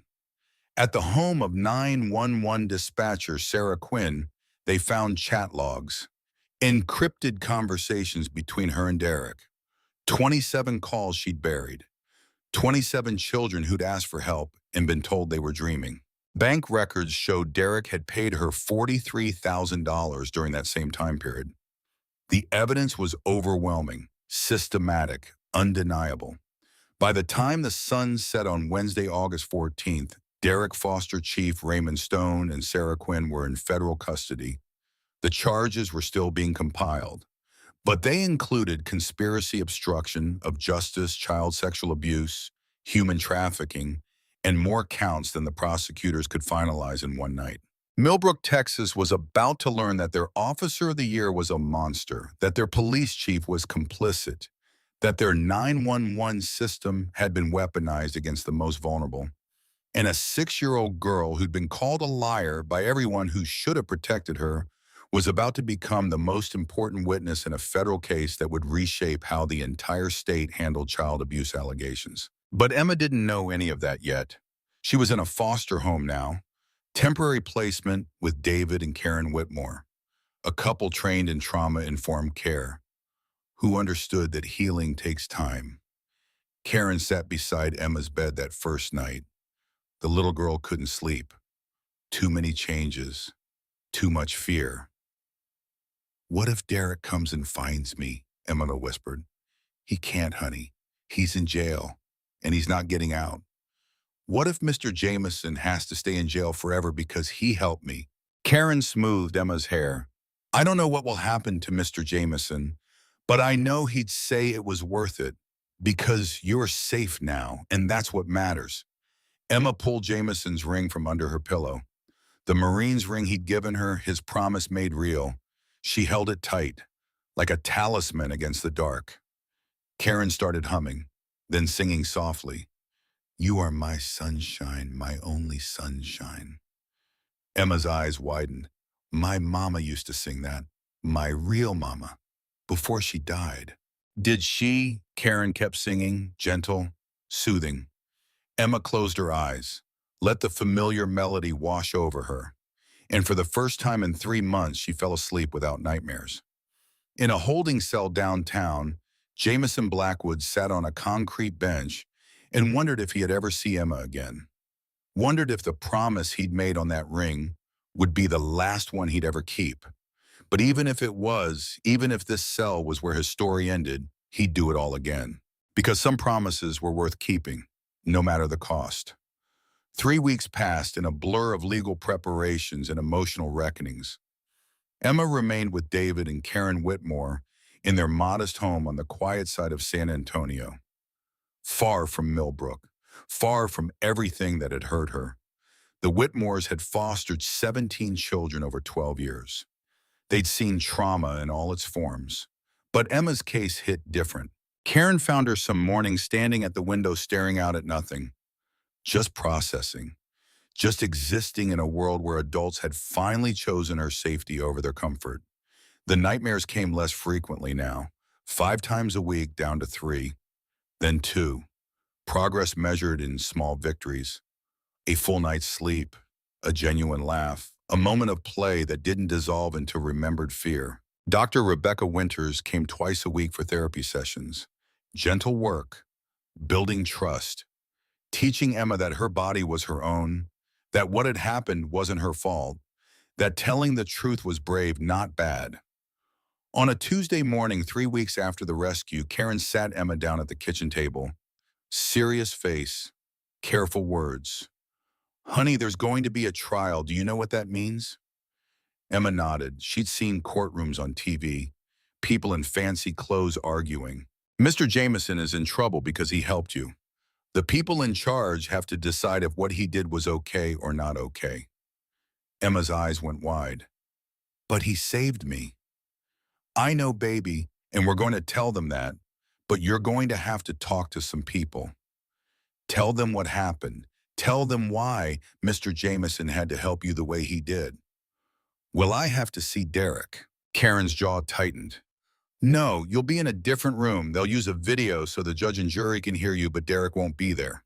I promise." Emma considered this. "Will Mr. Jameson be there?" "Yes." "Then I'll do it. I'll tell them everything." Karen pulled her close. "You're the bravest little girl I've ever met." In a holding facility downtown, Jameson Blackwood met with his attorney for the 15th time. Margaret Holloway was 48 years old, former prosecutor turned defense attorney. She'd taken his case pro bono after seeing the news coverage. Smart money said he'd lose. Federal kidnapping, custodial interference, violation of a protective order. The law was clear. What he'd done was illegal, regardless of his motives. But Margaret had built her career on defending the indefensible, and she believed in this one.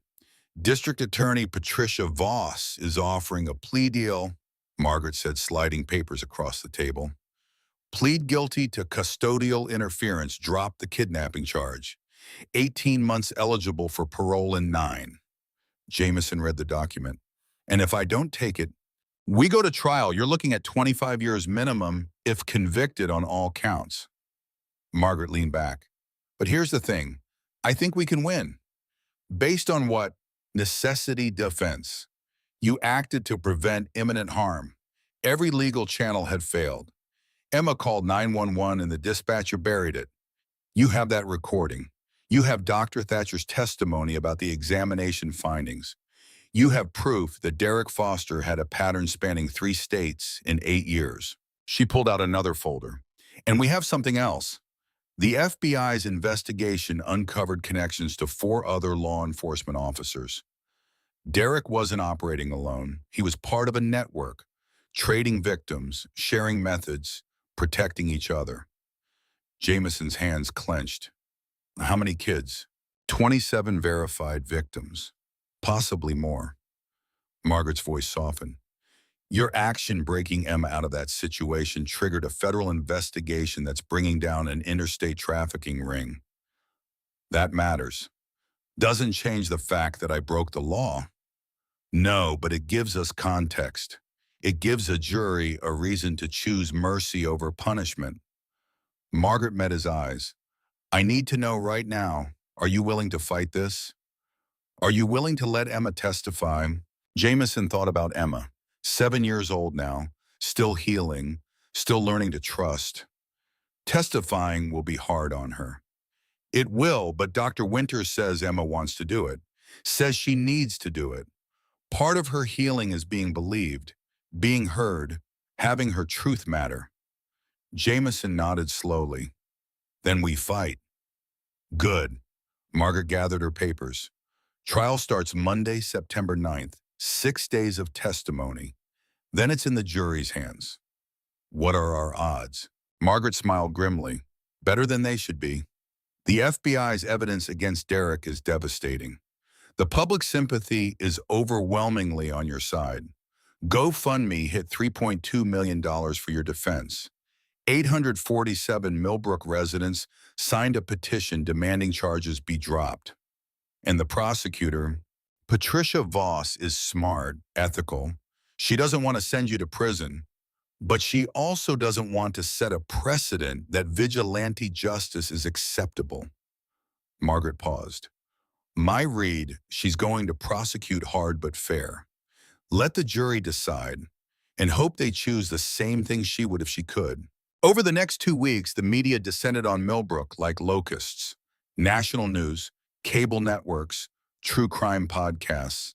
Everyone wanted the story of the biker who'd saved a little girl in the small town that had protected her abuser. CNN ran a special When the System Fails Emma's Story. Fox News countered with vigilante justice or necessary action. The town split down the middle.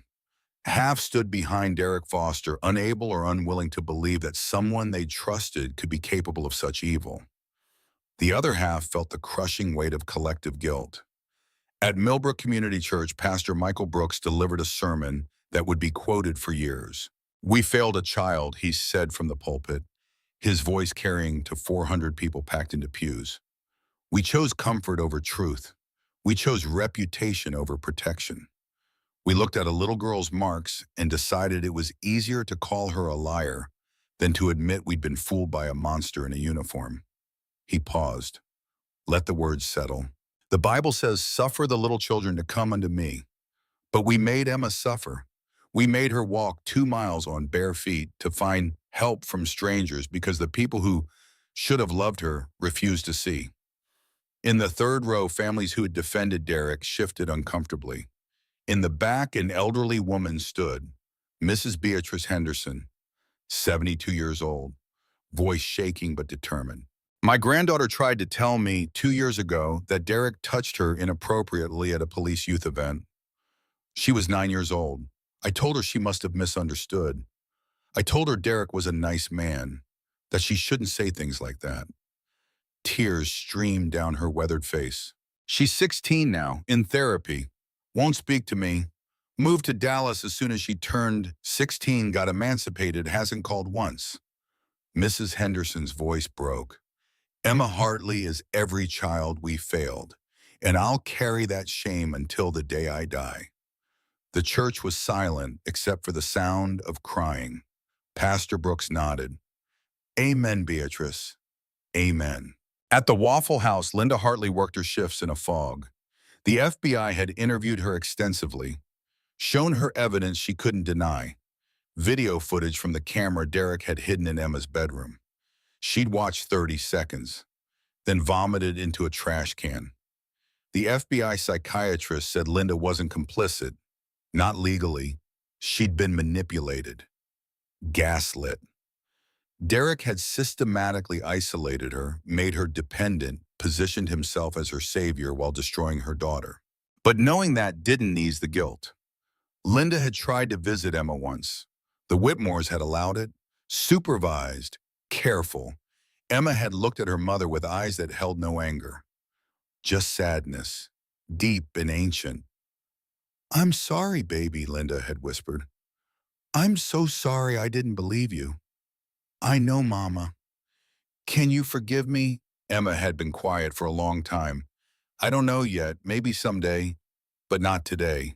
Linda had left sobbing, started therapy the next day, got sober for the first time in 2 years, filed paperwork to voluntarily terminate her parental rights, knowing Emma deserved better than a mother who'd chosen a predator over her own child.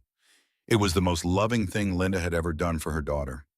Monday, September 9th, arrived with the weight of Judgment Day.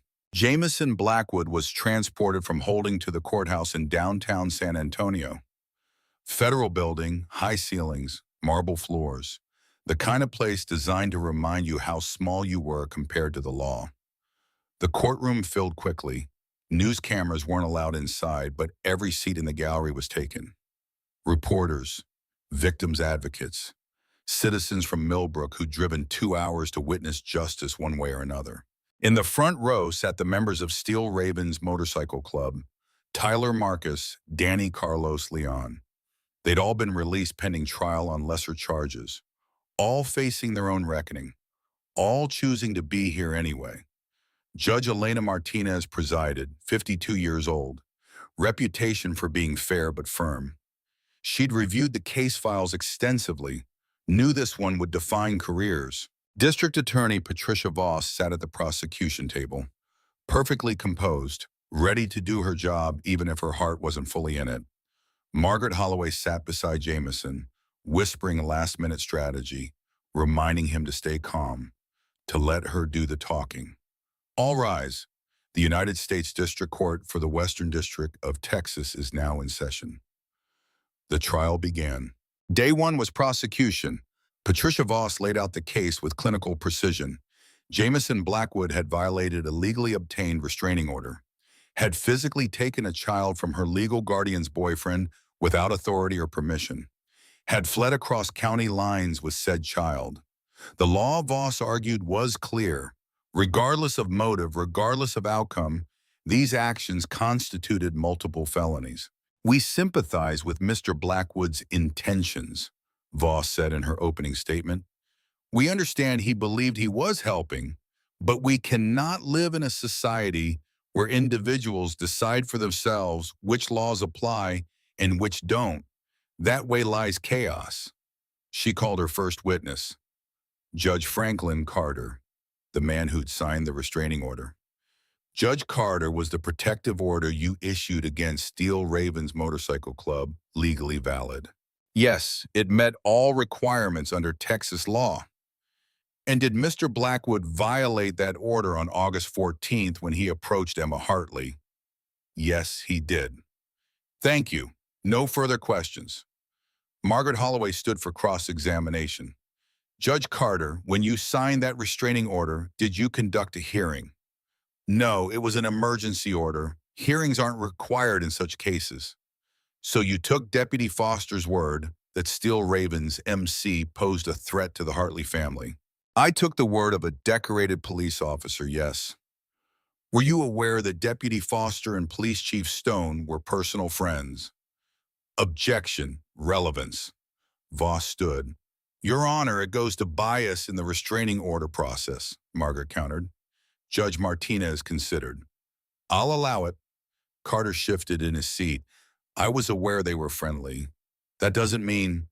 Were you also aware that you and Chief Stone play golf every other Saturday? Silence. Judge Carter. We're acquaintances. That has no bearing on my judicial decisions. Did Chief Stone mention the Hartley case to you before you signed that restraining order? Carter's jaw tightened. He may have mentioned it in passing. In passing? At the golf course, the day before you signed the order. Margaret's voice was sharp now. Did he tell you that Emma Hartley had reported sexual abuse, that she'd been examined by Dr. Evelyn Thatcher, who'd found evidence consistent with chronic sexual assault? That's not how protective orders work. I review what's in front of me. What was in front of you was a request from Deputy Foster claiming Steel Ravens was harassing his girlfriend's family. What wasn't in front of you was Emma's hospital examination, the 911 call that had been buried, the pattern of abuse spanning 3 states. Margaret paused. Because Chief Stone didn't include that information, did he? I can only act on what I'm given. Act on... Exactly, Margaret turned to the jury. You can only act on what you're given, just like Mr. Blackwood could only act on what he saw. A 6-year-old girl locked in a trailer with her abuser. No one coming to help. Every legal channel blocked or corrupted. Objection. Voss was on her feet. Counsel is testifying. Sustain. Ms. Holloway, stick to questions. No further questions, Your Honor. Day 2 brought the emotional testimony. Dr. Evelyn Thatcher took the stand, described Emma's examination, the injuries she documented, the evidence she collected. In your professional opinion, were Emma's injuries consistent with ongoing sexual abuse? Yes, absolutely. Did you file a mandatory report? Dr. Thatcher's face fell. I attempted to. Chief Stone discouraged me, said I should think carefully about making accusations without solid proof, that it could cost me my medical license. So you didn't file the report? I didn't, and I'll regret that for the rest of my life. Margaret's cross-examination was gentle. Dr. Thatcher, in your 23 years of emergency medicine, how many times have you seen injuries like Emma's? Too many, dozens. And how many of those cases resulted in convictions? Dr. Thatcher's voice was bitter. Maybe a third, if we're lucky, Most get buried, recanted, dismissed. Why do you think that is?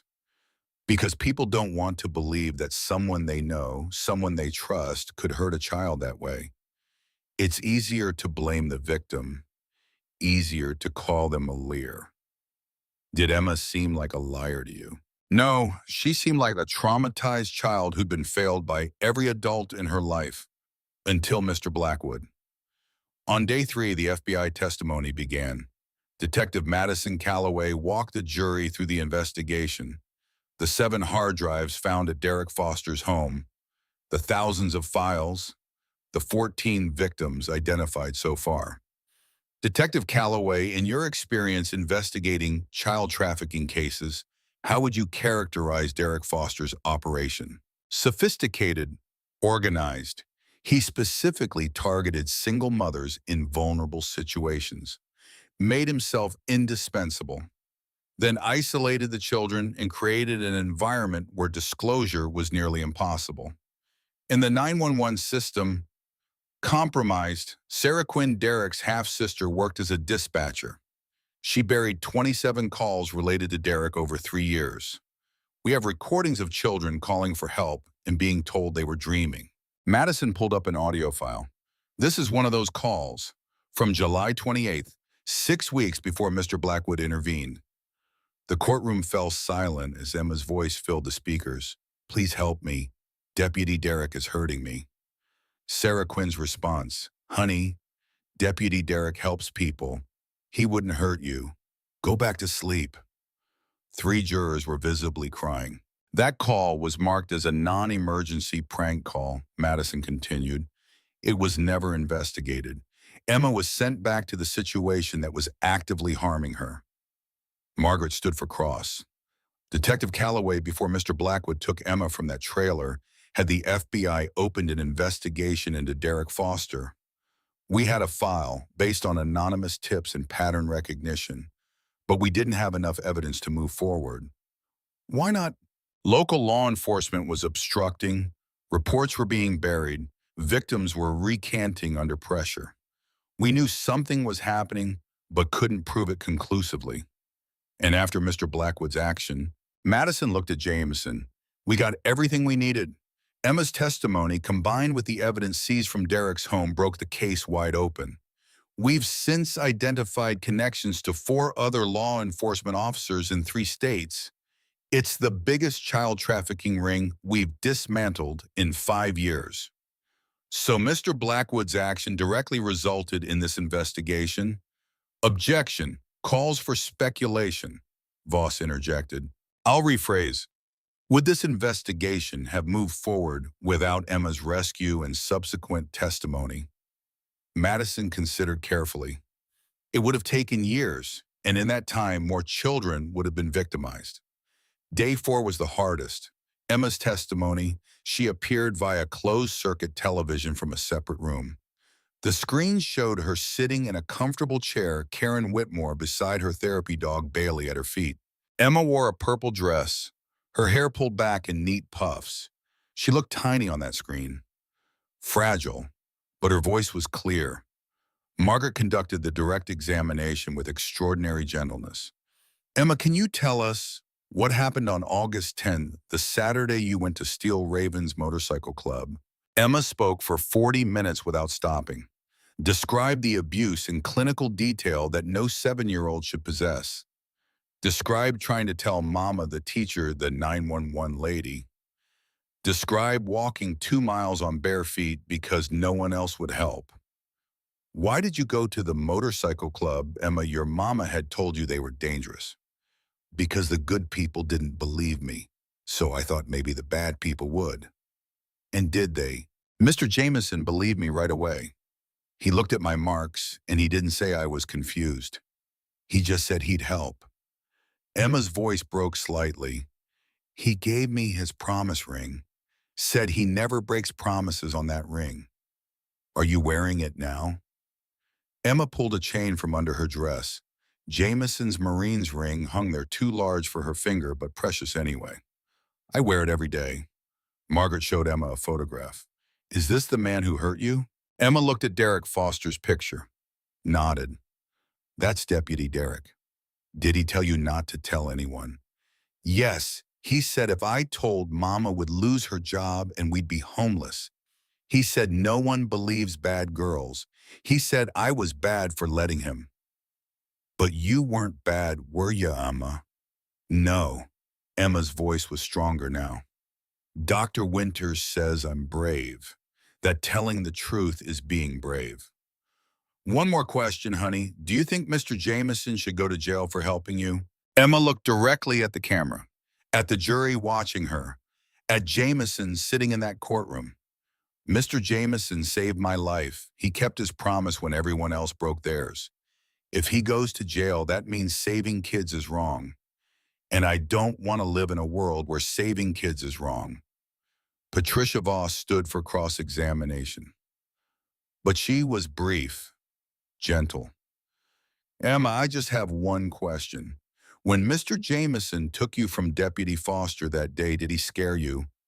No. Did you want to go with him? Yes, I ran to him. I was trying to get away from Derek. Mr. Jameson just helped me. Thank you, Emma. You're very brave.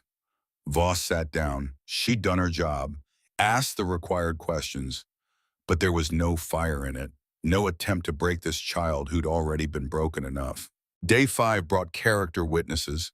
Pastor Michael Brooks testified about Millbrook's collective failure. Mrs. Henderson testified about her granddaughter and the guilt she'd carry forever. The defense called Linda Hartley. She took the stand looking like she'd aged 10 years in 3 weeks. Sober now, clearer, devastated. Miss Hartley, did you know Derek Foster was abusing your daughter? Linda's voice was barely a whisper. No, but I should have. The signs were there. I chose not to see them. Why a boom? Because seeing them meant I'd failed as a mother, meant I'd chosen a man over my child, meant everything I thought was saving us was actually destroying us. Linda looked at the jury. Derek was smart. He paid our bills, made himself necessary, and I was desperate enough to ignore my daughter's pain because I couldn't afford to lose his help. Margaret stood. Ms. Hartley, what do you think should happen to Mr. Blackwood? I think he should get a medal. He did what I should have done. He believed Emma when I wouldn't. He saved her when I failed to. Linda's voice broke. My daughter is alive and safe because of him. If the law punishes that, then the law's wrong. The final day was closing arguments. Patricia Voss went first. Her argument was measured, logical, sympathetic but firm. Ladies and gentlemen, we all feel for Emma Hartley. We all understand Mr. Blackwood's motivations, but the law cannot bend based on our emotions. If we excuse Mr. Blackwood's actions, we create a precedent. We tell citizens that if they disagree with a court order, if they believe they know better than the system, they can simply ignore the law. She paced before the jury. Mr. Blackwood had options. He could have contacted the FBI directly, could have hired a lawyer for Emma, could have worked within the system to fight the restraining order. Instead, he chose to take the law into his own hands. That is vigilantism, and we must not endorse it. She sat, Margaret Holloway stood. She didn't pace, didn't raise her voice, just spoke from the heart. Ms. Voss says Mr. Blackwood had options. Let's examine those options. Contact the FBI. He did. Detective Calloway was 2 hours away. Emma was locked in a trailer with her abuser right then. Hire a lawyer with what standing? He wasn't family, had no legal relationship to Emma. Fight the restraining order that takes weeks. Emma had hours. Margaret walked to the jury box. The prosecutor is right about one thing. This case will set a precedent, but not the one she thinks. The question before you isn't whether vigilantism is acceptable. It's whether we punish good people for doing what every other system failed to do. She held up the purple crayon note Emma had written. If I die, it was Deputy Derek Foster. Margaret's voice was thick with emotion. That's what a 6-year-old wrote because she believed she was going to die, because every adult she trusted had failed her. Her mother, her teacher, her police, her 911 operator, the hospital, the courts. Mr. Blackwood was her last hope, and he didn't fail her. He crossed a line. Yes, he broke a law, absolutely, but he did it to save a life when no one else would. And if you convict him for that, you tell every person in this country that following rules matters more than protecting children. Margaret turned to look at Jameson. Mr. Blackwood isn't asking you to excuse vigilantism. He's asking you to recognize necessity, to understand that sometimes, very rarely, the law itself becomes the weapon used against the innocent. And when that happens, when every legitimate avenue has been corrupted or closed, good people have to make impossible choices. She faced the jury again. Emma Hartley is alive, safe, healing, because one man looked at an unjust system and said, "Not this child, not on my watch." Don't punish him for being the only adult who chose her safety over his own freedom. Margaret sat. The jury retired to deliberate at 3:15 on a Monday afternoon. Legal analysts predicted hours of debate. The case was complex, the law clear, but the circumstances extraordinary. Juries in cases like this usually deliberated for days. 48 minutes later, the jury returned. The courtroom fell silent as everyone stood. Judge Martinez looked at the foreman, Robert Mills, 61 years old, retired teacher. Has the jury reached a verdict? We have your honor. On the charge of kidnapping in the first degree, how do you find? Robert Mills looked at Jameson, then at the packed courtroom, then back to the judge. Not guilty. The courtroom erupted. People on their feet, cheering, crying. Judge Martinez made no attempt to restore order. Just let it happen. On the charge of custodial interference, not guilty. On the charge of violation of a protective order, not guilty. Jameson stood at the defense table, unable to fully process what he was hearing. Margaret grabbed his arm, tears streaming down her face. In the gallery, Tyler Marcus, Danny Carlos, and Leon embraced. 30 years of brotherhood between them. They'd known Jameson would take the fall alone if it came to it, knew he'd have protected them with his last breath. But the jury had chosen mercy instead. Patricia Voss sat at the prosecution table, and for just a moment she allowed herself a small smile. She'd done her job, prosecuted fairly. Let the jury decide, and the jury had chosen what she would have chosen if the decision were hers alone. Justice, not law. Justice. Judge Martinez finally restored order. Mr. Blackwood, you are free to go. This court is adjourned. The gavel fell, and Jameson Blackwood, who'd been prepared to spend the next 25 years in prison, walked out of that courtroom a free man.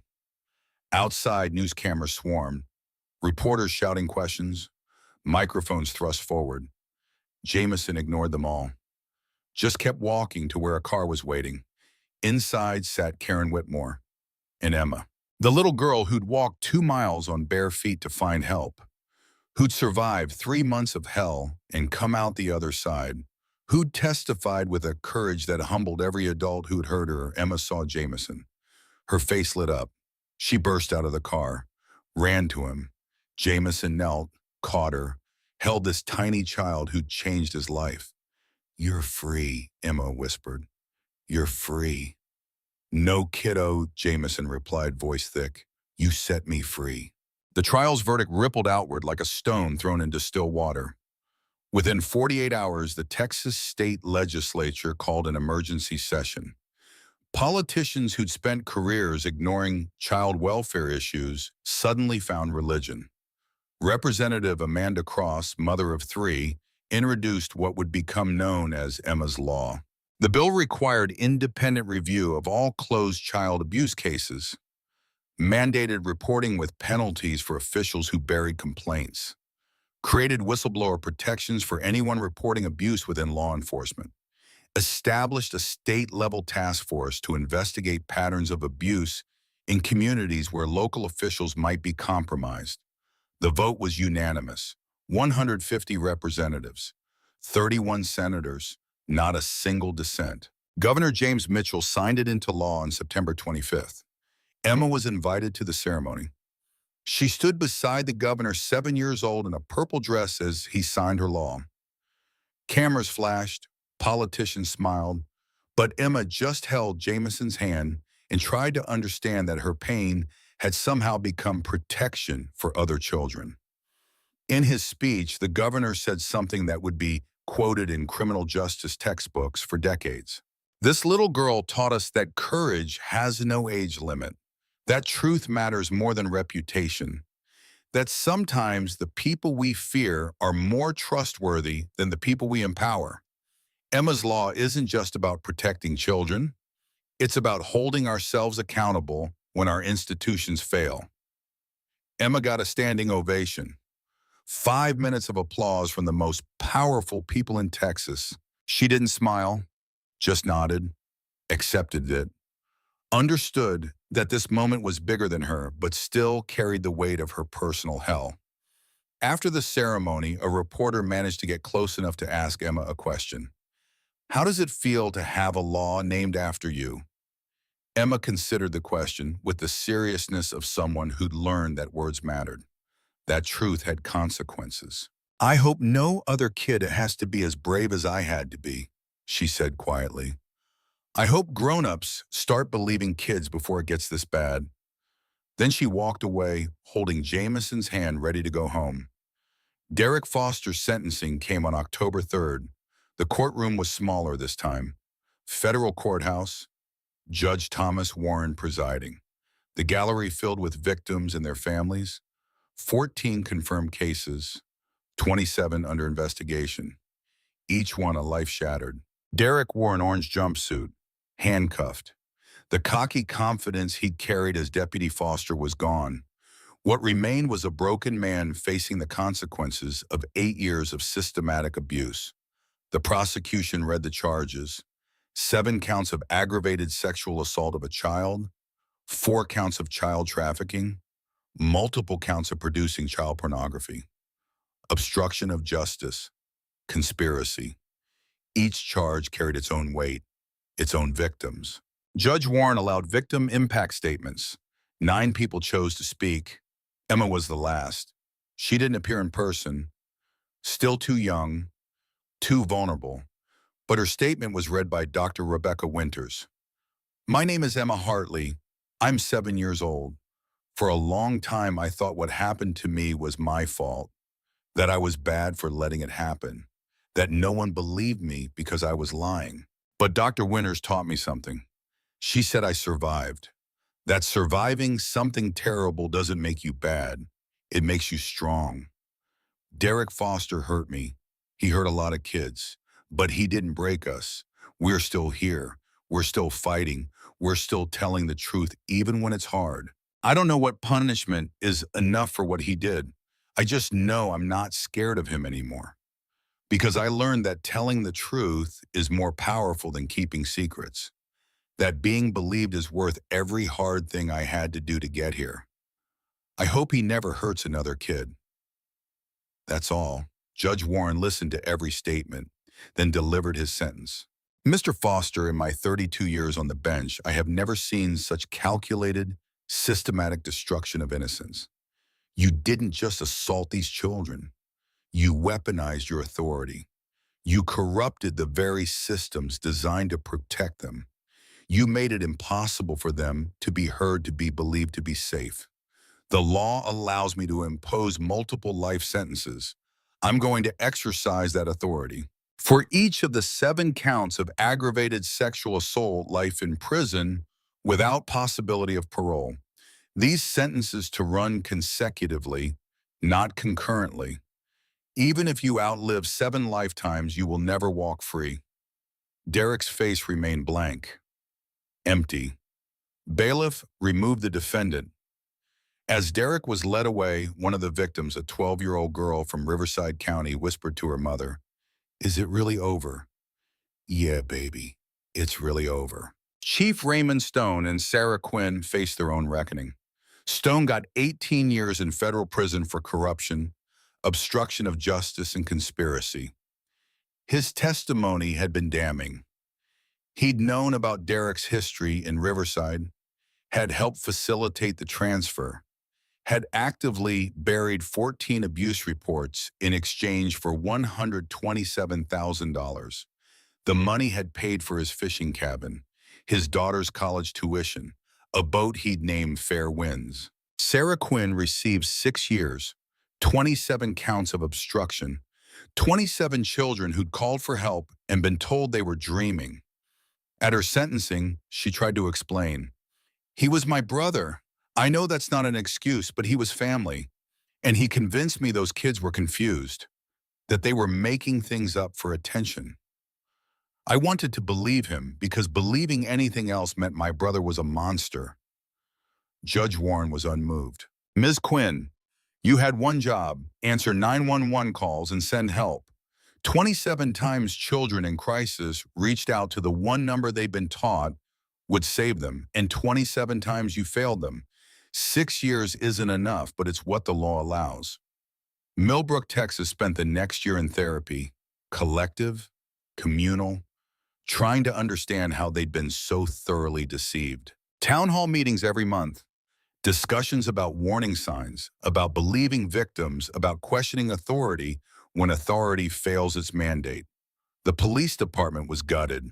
Chief Stone's replacement was an outsider, Monica Reeves, former FBI supervisor. She brought in new protocols, new training, a culture that prioritized protection over reputation. The 911 system was overhauled, every call recorded with redundancy, external oversight, whistleblower protections for dispatchers who reported irregularities. Millbrook Elementary implemented new mandatory reporting training for all staff, changed policies so that any abuse report triggered automatic external investigation, not just internal review.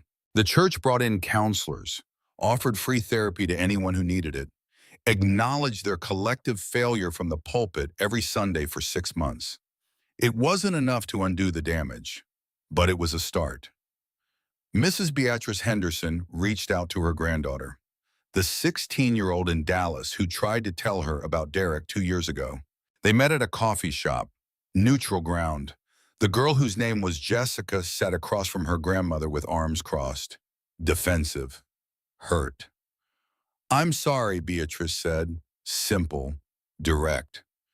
"You told me the truth and I called you a liar. I chose his reputation over your safety, and I will carry that shame until the day I die." Jessica said nothing for a long moment. "Why should I forgive you?" "You shouldn't. I don't deserve it." Beatrice's hand shook as she reached across the table. "But I'm asking anyway, not for me, for you, because you were right, you were brave, and you deserve to be believed." Jessica's eyes filled with tears. "I tried so hard to make you listen." "I know. Everyone said I was lying, that I wanted attention, that nice men like Deputy Derek don't do those things. I know, and we were all wrong." Jessica cried then, not the quiet tears of shame, but the loud, ugly tears of release, of finally being validated, of having her truth acknowledged. Beatrice held her granddaughter for the first time in 2 years. They didn't fix everything that day. Forgiveness would take time, trust even longer. But they started. Linda Hartley completed 9 months of intensive therapy, got sober, found a job at a different diner in San Antonio, started rebuilding a life that didn't depend on Derek Foster's money or approval. Her supervised visits with Emma increased. Twice a month became once a week. The conversations were awkward at first, painful, full of silences that carried the weight of everything unsaid. But slowly, carefully, they began to heal. "Do you hate me?" Linda asked during one visit. Emma thought about it. "No, I'm mad at you and sad, but I don't hate you. Can you ever forgive me?" Dr. Winters says forgiveness isn't something you give all at once. It's something you build, like trust. Emma looked at her mother. "So maybe someday, but I'm not ready yet." "That's fair." Linda's voice broke. I'll wait as long as it take. The Whitmores began adoption proceedings in November. Emma had been with them for 3 months, had started to feel safe, to laugh, to be a kid. When they asked if she'd like to stay permanently, Emma cried, happy tears this time, the kind that meant relief instead of pain. You want to keep me for real. For real, Karen said, if you want to stay. Emma threw her arms around Karen's neck. Yes, yes, please. The adoption was finalized on December 18th. Emma Rose Hartley became Emma Rose Whitmore. 7 years old, survivor, fighter, finally safe. At the celebration dinner that night, surrounded by her new family and the members of Steel Ravens who'd become honorary uncles, Emma made an announcement. When I grow up, I want to help kids like me. Kids nobody believes. Jameson smiled. You already are, kiddo. You already are. 1 year after the rescue, Emma turned 8 years old. The party was small, just family, the Whitmores, Linda, who was now allowed unsupervised visits, the Steel Ravens crew, Dr. Winters, Detective Calloway, who'd become something like a mentor. Emma blew out candles on a purple cake, made a wish she wouldn't share, opened presents that included normal kid things, books, art supplies, a soccer ball, and from Jameson, something special. A small box wrapped carefully. Inside was a new chain for his Marine's ring. Stronger, more permanent. You gave me this as a promise, Emma said. And you gave me purpose, Jameson replied. Fair trade. That afternoon, Emma asked Jameson to take her somewhere. She wouldn't say where, just gave him an address. They rode his motorcycle to Millbrook, to Shady Pines Trailer Park, to number 47. The trailer was empty now, condemned. Yellow tape across the door, windows dark. Emma stood looking at it for a long time. She looked at it, then tore it in half, let the pieces blow away in the August wind. I'm not dying anymore, she said. I'm living. They rode back to San Antonio as the sun set. Emma's arms around Jameson's waist, the wind in her hair, freedom in every mile. At Steel Ravens clubhouse, the photograph still hung on the wall. The one Emma had drawn after the trial. A motorcycle, a bearded man, a little girl in a purple dress, the sun bright and warm. Beneath it, new words in purple marker. Thank you for keeping your promise. Love, Emma. And beside it in Jameson's handwriting. Some promises are worth keeping, no matter the kushta. The clubhouse had changed in the years since Emma's rescue. What had been a haven for outcasts had become something else. A community center, a safe space, a place where kids who'd been failed by the system could find adults who'd actually fight for them. Steel Ravens started a youth outreach program, taught self-defense, offered mentoring, created a hotline for kids who needed help and didn't know where else to turn. Jameson ran it with the same fierce protectiveness he'd shown Emma. Every Saturday he taught classes, talked to teenagers who'd been through hell, listened to stories that broke his heart and strengthened his resolve. One Saturday, a 14-year-old girl came to the clubhouse, scared, marked, story achingly familiar. Jameson listened, believed her, made the calls. This time the system worked. The investigation was fast, thorough. The perpetrator arrested within 48 hours. The girl's mother thanked Jameson through tears. You saved my daughter. No, ma'am, Jameson replied. Your daughter saved herself by being brave enough to tell. I just made sure someone listened. Emma's law had teeth, was working. In the first year after its passage, Texas prosecuted 43 child abuse cases that would have been buried under the old system, removed 6 law enforcement officers who'd been protecting predators, established oversight that actually meant something. It wasn't perfect. No law ever is. But it was better, measurably better. And Emma Hartley, the little girl whose suffering had sparked that change, was finally learning what it meant to be a kid. She played soccer, got straight A's, had sleepovers with friends who knew nothing about her past and didn't need to, laughed, dreamed, planned a future that stretched beyond survival. The nightmares came less and less, once a month now, then once every 2 months. Progress measured in peaceful sleep and mornings without fear. If someone is hurting you, it's not your fault. Even if they say it is. Even if they say no one will believe you. Even if every adult you've tried has failed you. Keep telling, keep trying. Someone will listen eventually. For me, it was a motorcycle club everyone said was dangerous. For you, it might be someone else. But they're out there. The people who will believe, who will fight, who will keep their promises. You just have to be brave enough to keep looking. I know that's hard. I know you're tired. I know you're scared. But you're stronger than you think. And you deserve to be safe. Don't give up. Love, Emma. Age 8. Karen found the letter in Emma's room, asked if she could share it. Emma said yes. The letter went viral, shared on social media, printed in newspapers, read on morning shows. Parents put it on their refrigerators. Teachers hung it in classrooms. Counselors gave copies to kids who needed to hear it. One letter from one little girl reached millions. And somewhere in another small town, another child gathered the courage to tell, found the strength to keep trying, survived because Emma's words reminded them they weren't alone. That's how healing spreads. One voice, one truth, one promise kept. Jameson Blackwood never sought fame, avoided interviews, declined book deals. He didn't save Emma to become a hero. He did it because it was right, because a little girl needed help and no one else would give it. But the story spread anyway, became legend. The biker who faced prison to save a child. The motorcycle club that chose justice over law. Other Steel Ravens chapters reached out, wanted to start similar programs. Jameson helped where he could, shared what had worked, built a network of people who understood that sometimes the scariest looking folks are the safest. On quiet nights sitting in the clubhouse with his brothers, Jameson would think about the choice he'd made. That Wednesday afternoon when he'd crossed the restraining order line, when he'd risked everything for a kid he barely knew. Jameson looked up from the engine he was working on. "Hey, kiddo, what brings you by?" Emma pulled something from her backpack, a photograph, her third-grade school picture.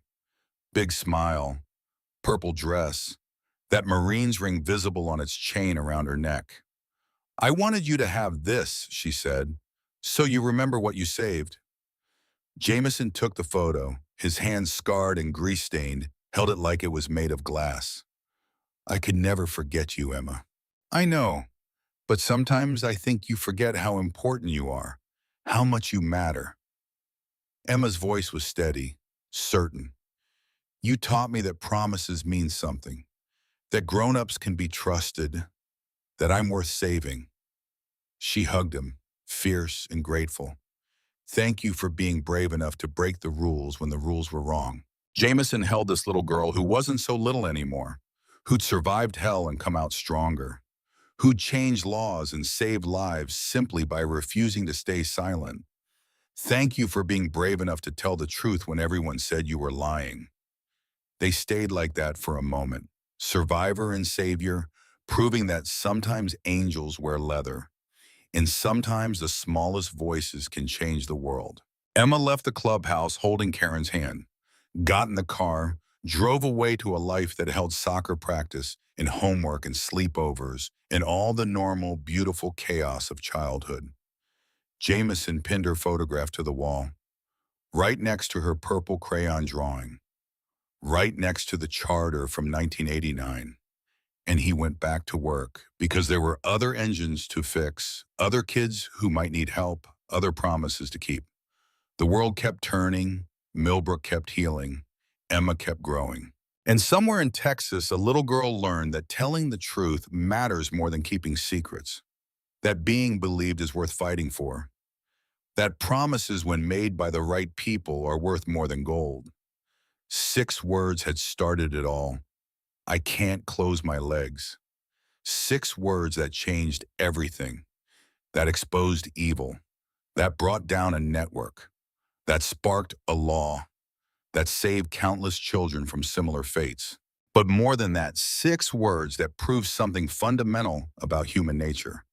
That even when systems fail, individuals can choose better. That courage has no age requirement. That justice sometimes requires breaking unjust laws. That the most dangerous people aren't always the ones society fears. And the safest aren't always the ones in uniform. Sometimes angels wear leather. Sometimes the smallest voice speaks the loudest truth. And sometimes, just sometimes, promises get kept, no matter the cost.